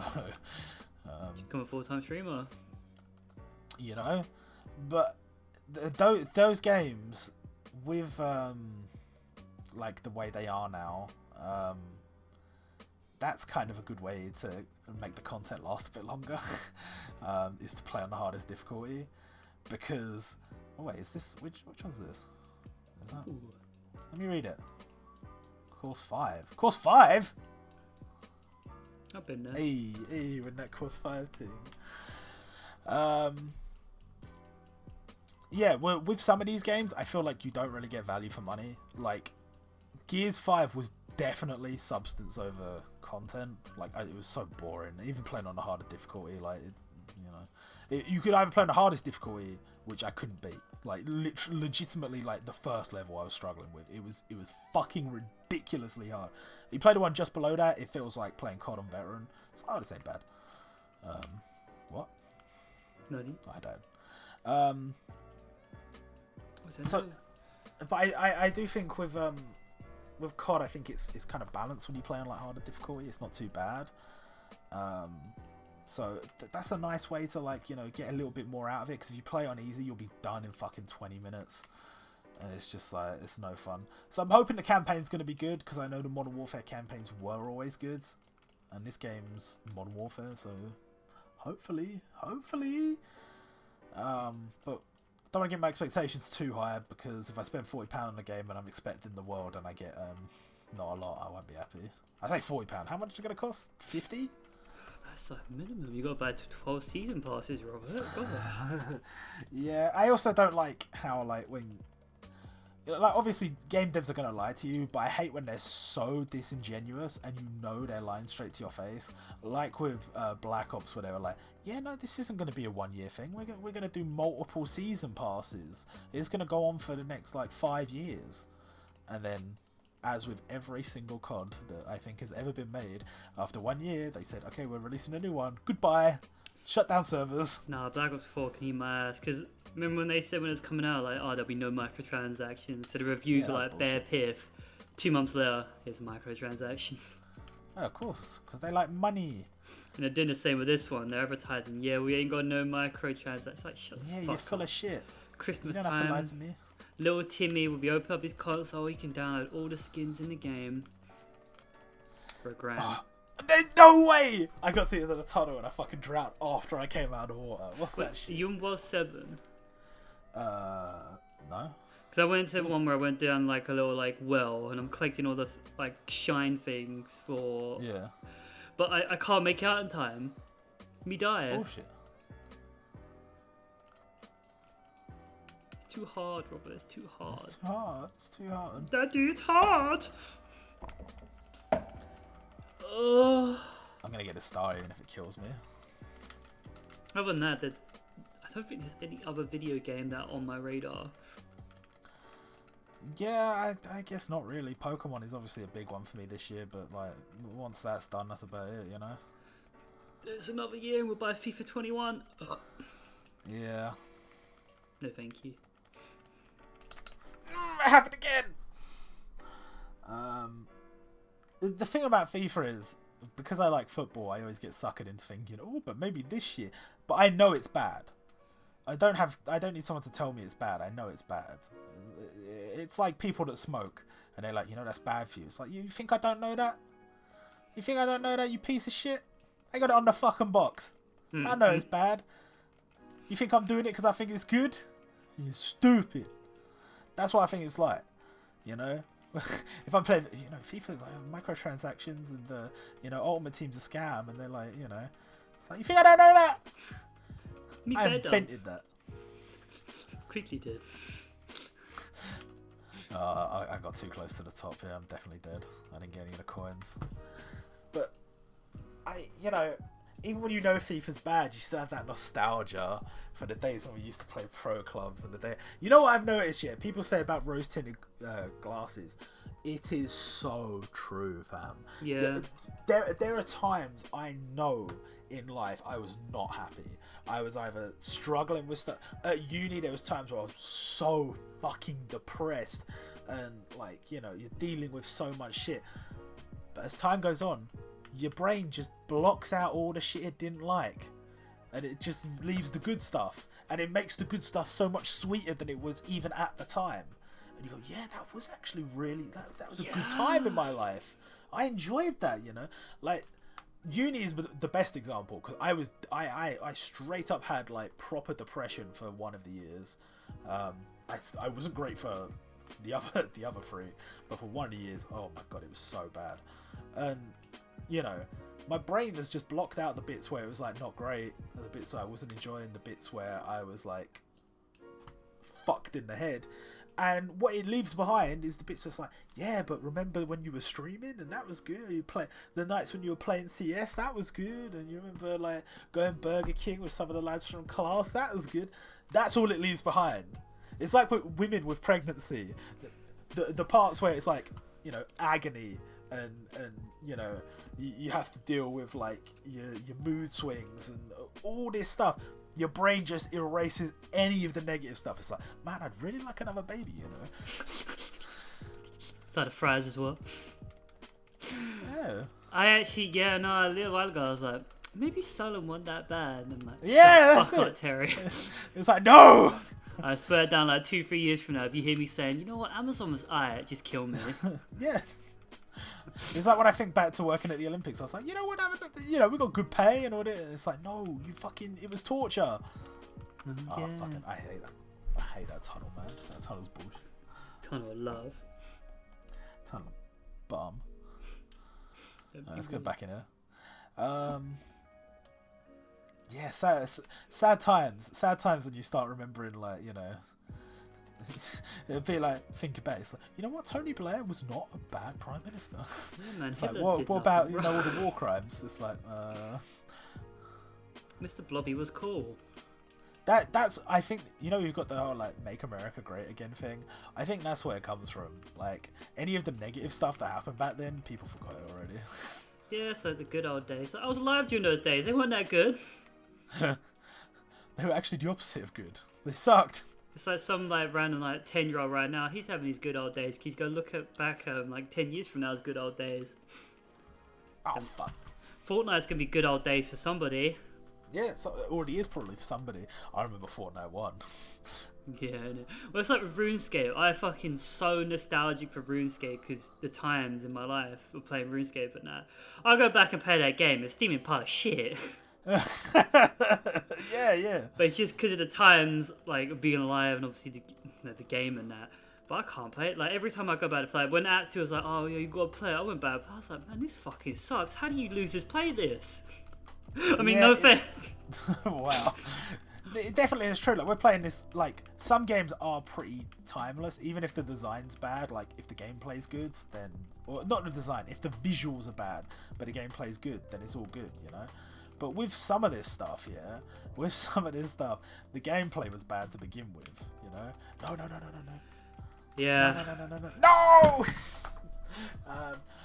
So when the gameplay is bad, but like when you're a kid, you have no choice but to rinse because like you're not getting. It's like you just spent £30 in the game. You're not getting another one. Not for another like 6 months. So you have to hone your craft. You have to try and master the art of like playing the shitty game, and you just end up. That's why some people end up like you get these like cult classics and stuff. It's because maybe the game didn't sell that well, but the people that did have it, that was all they had. So they had to hone their craft, and they just like they fell in love with the series, and that's, you know, it's the same thing with like anime. Like you look back at Dragon Ball, like some of the classic Dragon Ball episodes. It's like the manga was drawn so well, and the anime like had so many like I don't know, like it aged so poorly, and not compared to some of the other shit. Don't get me wrong. I'm not saying Dragon Ball's fucking as bad as like I don't know. I'm not saying Dragon Ball's bad. I'm just saying, you know, there are so many series from back then that if you tried to watch it now, you'd be cringing so hard. You'd be like, this dub is so bad. The video quality is so bad. The audio quality is so. You gotta remember. But back in the day, we didn't have this HD stuff. We had like letterbox, like 4:6 on a fat fucking TV, and you just forget all of that. You know, you just forget it all. The good times. It's true though, like shit. You hate yourself for thinking it was the good times because it fucking wasn't. Like I do miss school just for the people and that's it. Yeah, but there was times I hated school as well, you know? True.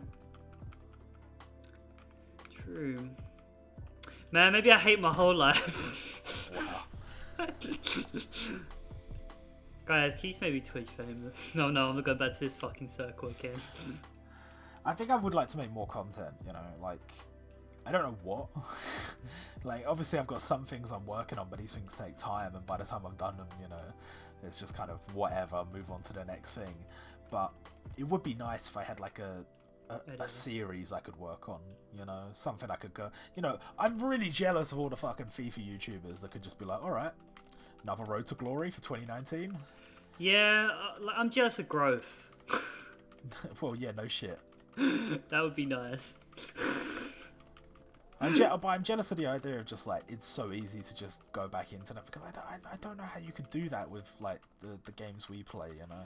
And like I see a lot of people attach themselves to, like on Twitter especially, like there's a few people that really attach themselves to Jump Force. Jump Force, like look, I'm not gonna slag off the game. If you enjoy playing it, that's great, but there's not a lot of content there. Like, how can you? I don't know how you can attach yourself as a content creator to that game. You talk about, oh, there's a new event. Alright, see you again in 3 months. Oh, there's a new DLC. Oh, is it the characters we already knew about from 6 months ago? Yeah. Oh, okay. Yeah. That's it. Yeah. I could say the same about gacha YouTubers, because I find a lot of them on Twitter. I see the shit they post. It's like, wow, Naruto is literally your videos. You just sitting there reading the in-game news. Like, how is this actually content like this? Then you got your little like retard fan base like, more feed me, father. Like there's just, I look at his gacha game, I'm like there's not a lot of content here, but people will find a way to milk it. They'll always find a way. See, that's why I've been enjoying Jump Booty so much, because there's new content every week. So at least you are the source. You know what? I am the source, but like, you know, nobody gives credit. Well, there has been a few instances where I've like posted something on Twitter and some Japanese players just gone, oh, copy, paste, post on my tweet. No retweet, just like I do find it funny. Sometimes I'll get like a message or a tweet from somebody that's Japanese, and they're asking like, oh, is this coming, is that coming, whatever. Like they're like, oh, he's got the inside scoop and all that. And I wonder if they're in the same position that we were in sometimes, where you'd hear somebody share some information about the game. Like, whoa, where did they get that from? Secret bamboozle, like, you know, especially with like Dokkan, you got those like French guys. It's like, how did they get that information? That's crazy. But the thing is, all I do is look in the files. Like, oh, that's there. Whoa, he's some sort of magic man. And then you make a video, you're like, whoa, guys, look what's here. And they're like, whoa, unbelievable. Unbelievable, Jeff. I actually really like covering the Jump Booty stuff, and I'll keep doing that. But I do wonder with Ori Collection, like, if it's really bad, yeah, if it's really bad, am I going to be able to bring myself to cover it? You do it like, fans. I'll do it at first, definitely. But would I be able to like bring myself to continue to cover it for a long period of time? I don't know if I could. Yeah, you don't want to make another database for it again. Like if it's really bad, I don't want to be working on that database. If it's good, sure. But I mean, is it going to be good? Oh, I don't know. I don't know about that one. I think I'm almost at the Grand Mausoleum. But it's a Grand Line. Well, that too. Like I don't know. Like I want to do other games that aren't gacha games, but there's no views there. I mean, I don't. You know, views are nice, but I don't really care about it that much, because I know the community you're in. It's not really about that.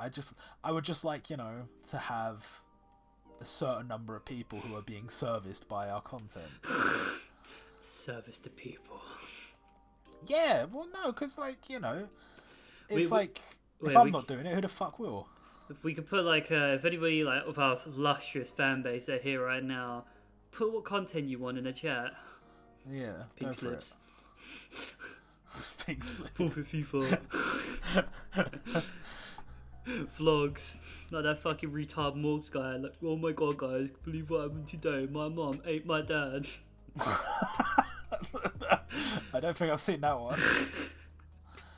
I fucking hate it. I hope he dies. Oh my. That is bottom of the barrel. Like that, those are the kids that watch those videos. They're huffing glue right now. There's nothing wrong with big glue, you know. I imagine some kid watching our video right now sniffing glue like, shut the fuck up, man. You don't know me. That's the course too. What course am I on right now? Press pause, you'll 3. find out. Oh, where's course 4? I forgot. Was it down this way? This is the year of OCHD, boys. We definitely have said that in the past. Like, wait, this month is October. yeah, it's a fourth anniversary of OCHD, boys. Is it really? Yeah, we started in October. Oh no! Don't tell me that. I think it has passed. No. But yeah, I think it was after my birthday. Like, yeah, I think so. Yeah. Well, I'm losing, so I can pause myself. I'll find out. Let's go YouTube. See when the channel was created. Oh look, Kaniku Man background music. Oh, it's 26th. Oh. 8 days to our 4-year anniversary on this channel, boys. Oh no! Don't say that. Say it ain't so. Like I see like these like motivational things on Twitter. Like Twitter comment like, guys, man, like this time couple like 2 years ago I had like 1 sub, now I got 1 million. It's like 2 years ago you started YouTube, been there for like 10 years, man. Look, I mean, you know, it's not like we've exactly been at the grind. Like sometimes we have been, but you know, most of the time we've just been kind of chilling and you know, walking the content out. It's not exactly been the most hardcore. Yeah, let's get hardcore. Let's do like 5 videos a day. Yeah, well, we're not doing that, are we? But you know, when you look at like, obviously, like people like the Sidemen, they've got like you know, editors and stuff like that. That would help. But there are other content creators that don't have that, and they're still doing at least like a video a day or something like that, and we're not. So yeah, it's just I don't even know what to produce. Like, do I do pulls? Oh, I'm out of gems. yeah, see, I think with gacha games, it's kind of limiting unless you're going to be doing guides and stuff. Which I think in that case, you know, if you want to throw yourself gung ho into fucking Jumputi and do a bunch of guides, I think the people would love that. Okay, guys, I'll just read Rob's database right after translations. We're in the Grand Mausoleum, guys. Maybe, I don't know. But he might end up like Zini, like fucking 2 years down the line, like, oh, I wanted to do something else, lads, and like, everyone's like, fine then, and just leave. Yeah, I mean, you know, you can't really blame people for like not wanting to hang about if you like change your content a lot. Like, I wouldn't blame them, but at the same time, what's our most viewed video? Overwatch banner. Overwatch gacha pools. You know, but that's not what we built our channel on. I think I did 2 Overwatch videos total. Yeah. And I only did it because I was enjoying Overwatch at the time, and I said, you know what, fuck it, you know, I was gonna do this anyway. I might as well just save them up and do it in one video. But now, like, yeah, I don't know, like so many gacha games have come and gone. I think our second most viewed is Naruto Blazing, which we don't really play anymore. So Naruto always does well. Like whenever we do a big video, it always does well. Yeah, but the thing is, like, it's like, obviously, look, you know, you can't. My brain physically can't keep all the information it needs for all these gacha games in it all the time, especially when I've got a job where I need to remember all this shit as well. So some of it I'll remember, and you know, for some games, obviously, I'm more invested than in others, so I'll remember better for them. But like, can I tell you what all the Narutos are on Naruto? No. When we were playing Bleach the other day, it had been a while. I say the other day, it was a couple of months back. I did that Bleach video, and I couldn't remember which units were the frenzy units, which are essentially the free ones that you get free crystals to finish. And I couldn't remember that. But the thing is, like, it had been like a few months since I played the game, and it was all in Japanese, and I didn't remember. But when you've got that many games on, that's gonna fucking happen, isn't it? True. It's gonna fucking happen. So probably the only game right now where I've got like somewhat indexable knowledge is Jumputi, and the rest I've forgotten most of this shit. I can tell you, like, you know, oh, I remember Dex Super Saiyan 4 Gogeta on Dokkan, he was great. I can tell you something like that, but you know, I forget most of this shit over time. You can't keep it all in your head, you'll die. I can't keep all the OPTC info in the head. I'm forgetting like characters left, right and centre. Who's Luffy? Not that bad. But like, you know, Whitebeard commanders and shit like that, I don't fucking remember. Fair enough. Fuck am I going? Fair enough. I don't know where the fuck I'm going. Can I stand on these? No. Mm-hmm. Feel like we should get to the bit where everybody turns off from. Okay, go on then. Talk about football. Okay, go on then. So how's Arsenal doing? Well, you know what? To be fair, it's been a good season so far. I'll be real, that Pepe guy you signed, it's just Theo Walcott. I think, right? Yeah, I think you got to give players a little bit of time. You got to give players at least a little bit of time before you start judging. You know, when you get these new signings in, they take some time to adapt. You know, some of them have to learn a new language. Some of them have to, you know, they've upped sticks and moved house. You got to give them a little bit of time, a little bit of decent. You know, that doesn't excuse players like Granit Xhaka still existing because he's been here long enough. He's your captain now, though. He's your captain. Yeah, no. Granit Xhaka is bad. I think I've said this in a podcast before, and now I have to say it again. He's bad. How is he still in the team every week? You hear that, Arsenal fan How TV? is he in the team every week? I don't understand. He's got nudes. And you know what's weird, right? It's as if it's like a given. He's on the team sheet, first name every week. But like all the Arsenal fans I've talked to, all fucking hate him. I haven't met a single person who's like, oh yeah, but like he's pretty good, or like he's not bad. They all think he's shit. So what the fuck is going on? Am I going mad? Like, there's no way we're like actually keeping a player in the team that like nobody likes. There's no way. I'm strongly against Granit Xhaka. I like Guendouzi in his hair. I like Guendouzi. Got nice hair. Okay. That's it. That's all I like about Arsenal. I think you waste your money on Pepe. He ain't coming good. Yeah, well, maybe we did. I think, you know, he was forced into a position where he felt like he had to make a big signing, and he did make a big signing, and, you know, whether that's good or not, I don't know. But then all you've got to do is look over at Man United and see how much they spend and where the fuck they are in the league, and you say, hey, could be worse. What a beautiful kind of day. I can't remember they signed. They signed the Championship guy who actually ain't too bad. They got Wan-Bissaka. They got... Is it Wan-Bissaka? Is that right? Who the fuck is Wan-Bissaka? The centre back or the full back, the defender. Bolaki, whatever his name is, Aaron Wan-Bissaka. Yeah, I can't pronounce it, but he's like, oh fuck yeah, Bolaki. Oh, the Crystal Palace man. I'm like sitting here like, did I get it wrong, bro? Like, I actually just sat back and thought to myself, I've actually never said his name out loud. Yeah, Aaron Wan-Bissaka. I'm not going crazy. That is his name. When you said it, I thought you just make some random African name. No, what the fuck? They signed him, and they signed fuck. Who else did they sign? Daniel Jamesington. Yeah, that's not. But okay. They signed somebody else though, but I can't remember. Did they sign somebody else? Am I gonna have to fucking look at Wikipedia? Like straight up, I feel like they spent bare peas. But they got rid of Lukaku, which was like, why are you getting rid of him? It says players: Paul Pogba, Daniel James, David De Gea, Harry Maguire. Oh yeah. That was it, weren't it? Harry Maguire, Jesus. Mason Greenwood. Fred. Oh yeah, that's banter. Yeah. I don't know. They're bringing through some youngsters, and I don't think their youngsters are that bad. But I think a lot of the players they signed are not very good, and it's not doing well for their season. Yeah, they kind of got rid of Lukaku. Like, yeah, he has a touch of an elephant, but he'll score you over 20 goals a season minimum.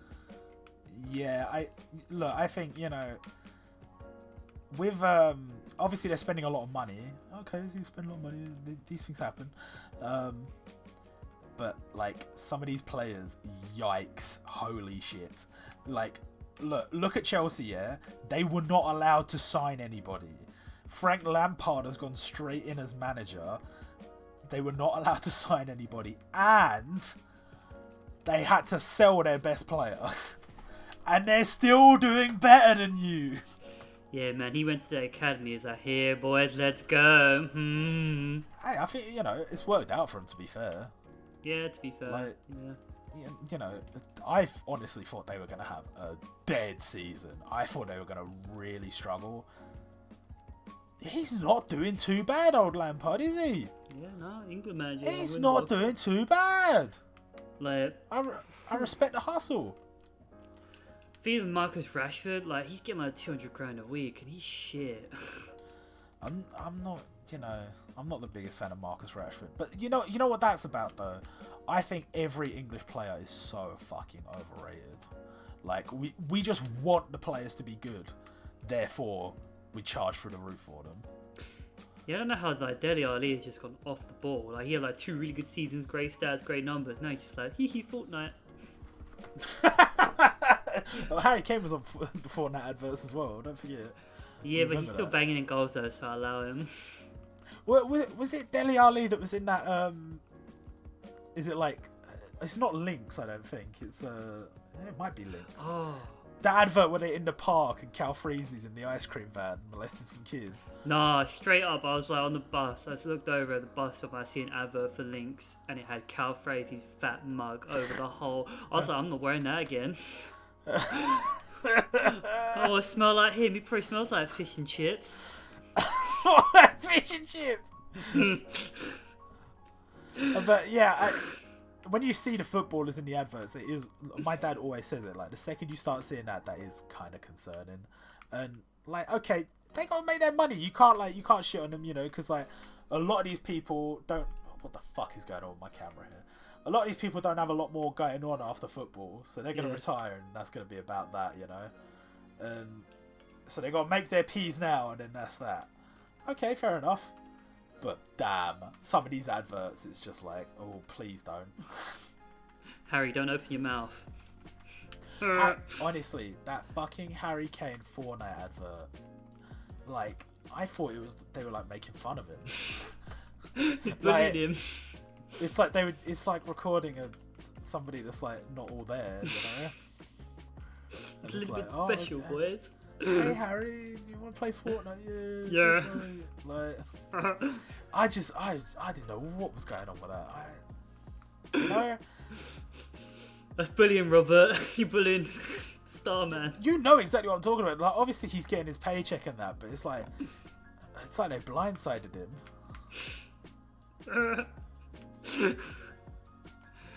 Yeah. Like, I wish I could be Jesse Lingard. Man hasn't had an assist in like a year, and like he's still getting like 80 grand a week. Like fucking hell. Yeah, it's I could do that. I could do that. I could not get assist for a whole year, and I'll do that for 8 grand a week. I'd actually say, like, if you look at some of the other teams and what they're doing with signings, it's really entertaining because when you're Man United, like, you end up going out and spending 80, 90, whatever million, and then you got some of these other clubs like Newcastle getting like Andy Carroll on a free, and you're just like, well, obviously the team that's spending, and then Man United have been absolute shite, and you just think that's what it comes down to. You're paying all these players these wages, you're spending all this money on these players, you've got fuck all to show for it. Meanwhile, teams like fucking Leicester wheeling and dealing, they're coming out of this with fat stacks of money. They sold all their best players, granted, but they didn't even need them. They've ascended. They you know, we just need Jamie Vardy. That's it. Yeah, no, it's quite funny. Like Watford spent a little bit, Everton spent a little bit, and they're bumming. Anybody that's spending fat stacks now look like idiots when someone just brings like some youngster through their academy and he's just bossing. And it's just like, well, shit. Why can't we do that? It's like, well, because you're not investing in your academy. Oh yeah. You're investing 80 million in some like dead player just because they're English, when you could have just raised your own English player. Yeah, I don't really get that. Like, just give them a chance. You never know, it might happen.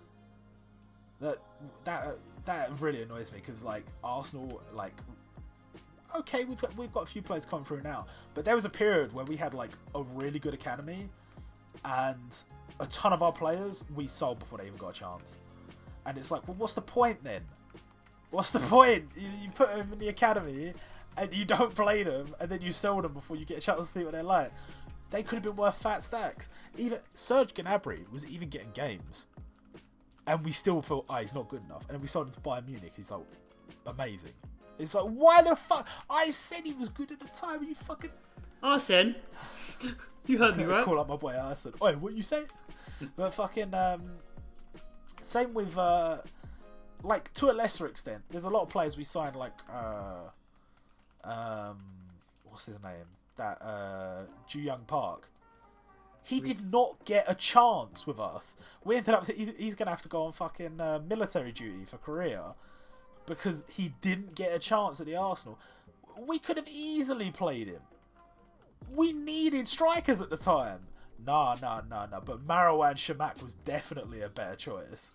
Definitely a better choice. Keeping Nicholas Bentner on for another year was definitely a better choice. Get the fuck out of here. Will we have a chance to sign this kid called Mbappe? Nah. Yaya Sanogo, he's better. It's so dumb. We were so dumb with some of those signings in the last like few years of Wenger. I think, I don't think Emery's that in charge. I think like somebody else is making a lot of the decisions with the transfers. Yeah, that does happen. It's like Mourinho said recently, like, yeah, I didn't want Fred. Yeah, no shit. Obviously, you gonna say it'd be shit, but they're like, yeah, somebody else behind the scenes wanted him. Okay, fair enough. But then again, he could straight up at this point just like rewrite history, because like no one's gonna come out and say anything. Like if he says I didn't want Fred, then the fucking Man United board's not gonna come out and be like, well, actually, you did want him. We didn't want him. 'Cause he's like still playing for Man United. Like, guys, come on, somebody must have wanted me. No, man, I don't get these signings from the Ukrainian league. It's a shit league. Like, why are you spending big stacks on shit? Go to the championship. It's more competitive. But that's what happened with, like, there was that season where everyone was like, oh, who's going to buy Marlos? It's like, no one, he's shit. But, like, back then we had the sense. Now we don't have the sense. Yeah. It's like, oh, yeah, he might be good. He got, like, a few good games in the Ukrainian league. It's like, yeah. The only player I think came all right was William. But William, I still think he's overrated as well. Yeah, a little bit. But the thing is, like, he was made to look way better because the Chelsea squad he was playing with like had really good synergy, and there was a lot of really good players in there. And like, I know like sometimes people overhype Eden Hazard, like he's the best in the game, but he was still fucking really good. Yeah, I did like how like he went for a world record fee and he turned up for training fat at Real Madrid. Like, Jesus Christ, man, you gotta be somewhat a little bit professional. Yeah, but like, there's no when you're the best player on the team sheet, like, there's no need. I still love how like all summaries like, "Fuck you, Gareth. Get out of my club, Gareth." They struggle a little bit. Gareth saved me, scored 2 goals. Yeah, it's unfortunate, but with Gareth Bale, you know, I think if he'd have stayed as a big fish in a small pond at Tottenham, I think he would have had a much better time. But because he didn't, you know, I don't know if you know this, but Ronaldo was scoring like 40 plus goals a season. He's alright. It's kind of difficult to replace that, and that's what they were basically saying. They're like, yeah, he's going to replace Gareth Bale, and so not replace Gareth Bale, replace Cristiano Ronaldo. And then when he didn't, they were like, yeah, yo, what the fuck? How much we spend on you? It's like, guys, you're asking me to score 40 goals a season. No normal human does that. So that Pikachu face. Yeah. Like, what do you mean you can't score 40 goals a season? It's like, well, I mean, that's really not normal. Look at him. Look at him. He's so beautiful. I guess that's the way cookie crumble. Alright, who's going to win the league this year?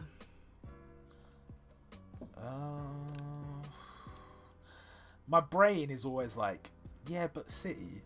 But it's got to be Liverpool, right? Oh, yeah, boys. It's got to be like, look, I'd like to be that guy. So actually, Arsenal is gonna look. If we get top 4, I'm happy. Like we've suffered a lot recently. Like, if we get top 4, Gucci, that'll do for me. What did I just do? Is that a checkpoint? Yeah. I got a checkpoint. No, yeah, I could see, yeah, no. See, you look like they could be beaten. See, like, you know, I always rate, like, you know, Sergio Aguero is just so good. He's so good. And their team just seems to get, even when they sell good players, they just buy even better ones. You've got a fat page here, let's go. Who you want? All of them, alright. It's like, it's no problemo. Like, oh, we got, you know, we've got David Silva, he's getting on a bit, don't worry, you know, we'll replace him, there's no issue with that, and we'll, you know, when they had Zabaleta right back for so long, and it was just like, oh, who should we get? It's like, let's just buy Arsenal's best right back. And yeah, like, Bakary Sagna maybe wasn't the best for them, but then they were like, let's just buy Tottenham's best right back. Like, it just didn't matter. They got so much money, it's just like, they're buying straight off competitors at full price. Like, no other team is doing that. Like, even Man U's like going out and buying Pogba from fucking like you know, from other countries. They're not walking straight out to. Admittedly, they have stole a few players off us, but they're not going to do that shit again after fucking Alexis Sanchez.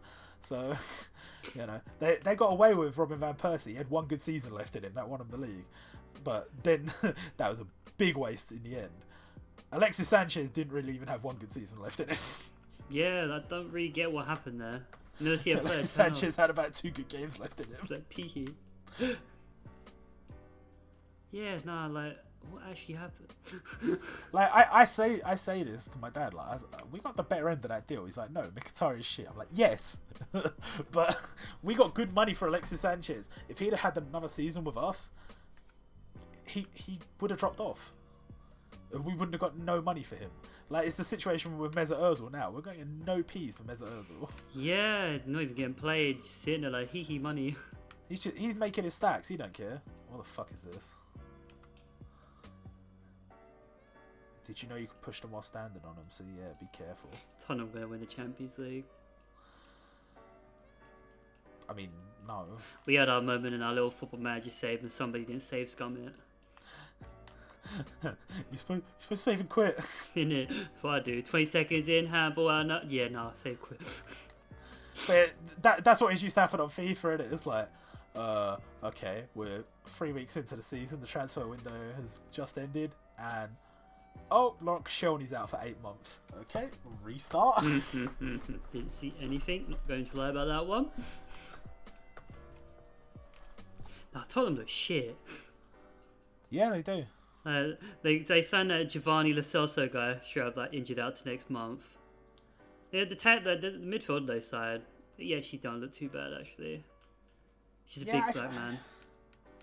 I think, you know, with Tottenham signings in recent years, I think you have been a little bit like lucky in like, I think it's like 50-50. You've had like, you get one player come through and it's like, oh shit, we got a good deal on him, boys, and then you'll sign Sissoko. Yeah, how do you get everyone's just standing there like, what the fuck? like I joked about this, but when Arsenal played Tottenham, I was like, see, like, we play Granit Xhaka, and they, you know, to reciprocate, they pay their bogey player and they play Sissoko. And that way we're both playing with 10 men. Just out of respect. It's the only way the game can be fair. If they play Sissoko and we don't play Xhaka, that's just unreasonable. Brilliant. I bet he's watching this now like, come on guys. It's like, fuck off. Like, Granit Xhaka is good for maybe 2 goals and 17 yellow cards a season. And what's Sissoko good for? Man, like, I've never seen a footballer who probably trains in day out, like day in day out, who can't cross the ball and can't shoot. It's like, what do you do? Like, I think like you could get a paraplegic who'll get better than you. It's like, okay, I see what you're going for here. Okay, why are you so bad? When we saw you in the Euros, you scored that banging goal, and you were like running the show. Why are you bad now? You know, you're supposed to be bad then, not when we signed you. It's like, don't know what you want me to say, mate. You're already paying me. Yeah, I wish I was in a fat contract. That doesn't everybody. I can't even remember. They signed anyone else? No, this was a bum. Everton surprised me. They signed that Keane guy. I always buy him a football manager. I'm like, come good. That's, you know, Football Manager, yeah. It's actually a good place to scout your players. No, it straight up is. I signed Mbappe before he was cool. It's not like FIFA where it's like El Shawari and then the next year El Shawari and then the next year El Shawari and it's like, oh yeah, you remember that El Shawari guy? Yeah, I don't know who he is. Yeah, exactly. Same with Bojan. It's like next big thing, the next Lionel Messi. It's like, no, stop, please. Stop that! Stop this madness. He was alright. The thing though, there was like what did it? Was it him? Yeah, he said in an interview, Stroud got bare bullied at Barcelona. Really? He was like, yeah, like Messi. I think it was like Messi or Ronaldinho, straight like dickheads. I believe it. I was like, okay, fair enough. And Messi basically decides the team sheet every week. Yeah, well, that's what happened with Sanchez and Pedro, and they were on course to take the league back from Atletico on the last day of the season, and Messi was getting all like pissy about Sanchez and Pedro stealing the spotlight. They got benched and they lost, and Atletico won the league that year. It's just like, but why? He's good. Sanchez was good at the time. Like, why would you bench him? He's in good form. And that's when he decided he was fucking done with Barcelona. Go Arsenal. Hey, you know, I'm not exactly complaining. We had a couple of good seasons out of him, at least. All the big players end up becoming wankers in the end, though. Yeah, not David Bentley. What? He's got a little like restaurant in Ibiza. I remember like when we used to talk back in the day, and it was like, oh yeah, David Bentley's going to be the next big thing, and then like some of the Arsenal fans, not me, but some of the Arsenal fans were like, Abu Dhabi's going to be the next big thing. It's like, no, still is. He's going to be injured again. he fully came out right after being injured almost every season at Arsenal. Bear in mind, right? Okay, you could say this and that about the way he was treated by some of the fans. But Arsenal were paying his paycheck every single month. They were paying for his medical bills when he got injured every single month. He was getting paid to do nothing. Oh, and then he came out of the Arsenal, and I think he went to Marseille. And he's like, see, I've had no injury problems since I went to Marseille. It was all Arsenal's fault. And then he got injured like a week later. And you want to know why? It wasn't some like karmic justice. It's because he was injury prone and he was a fucking idiot. And he comes at fucking Arsenal, who were paying his contract the entire time. And he's like, yeah, it was all your guys' fault. It was injured. Fuck off. You're such a dickhead. Fuck you, DRB, if you're watching. If you're watching DRB, you're a waste man. Everyone thought you were going to be big, not me. I knew. He's a poser. Poor man's Shaq. They said he's going to be, he'll be the next Vieira. Fuck off. Vieira was a god. Vieira was a god amongst men. Abu Dhabi was a kinda tall bloke who played in midfield that got injured all the time.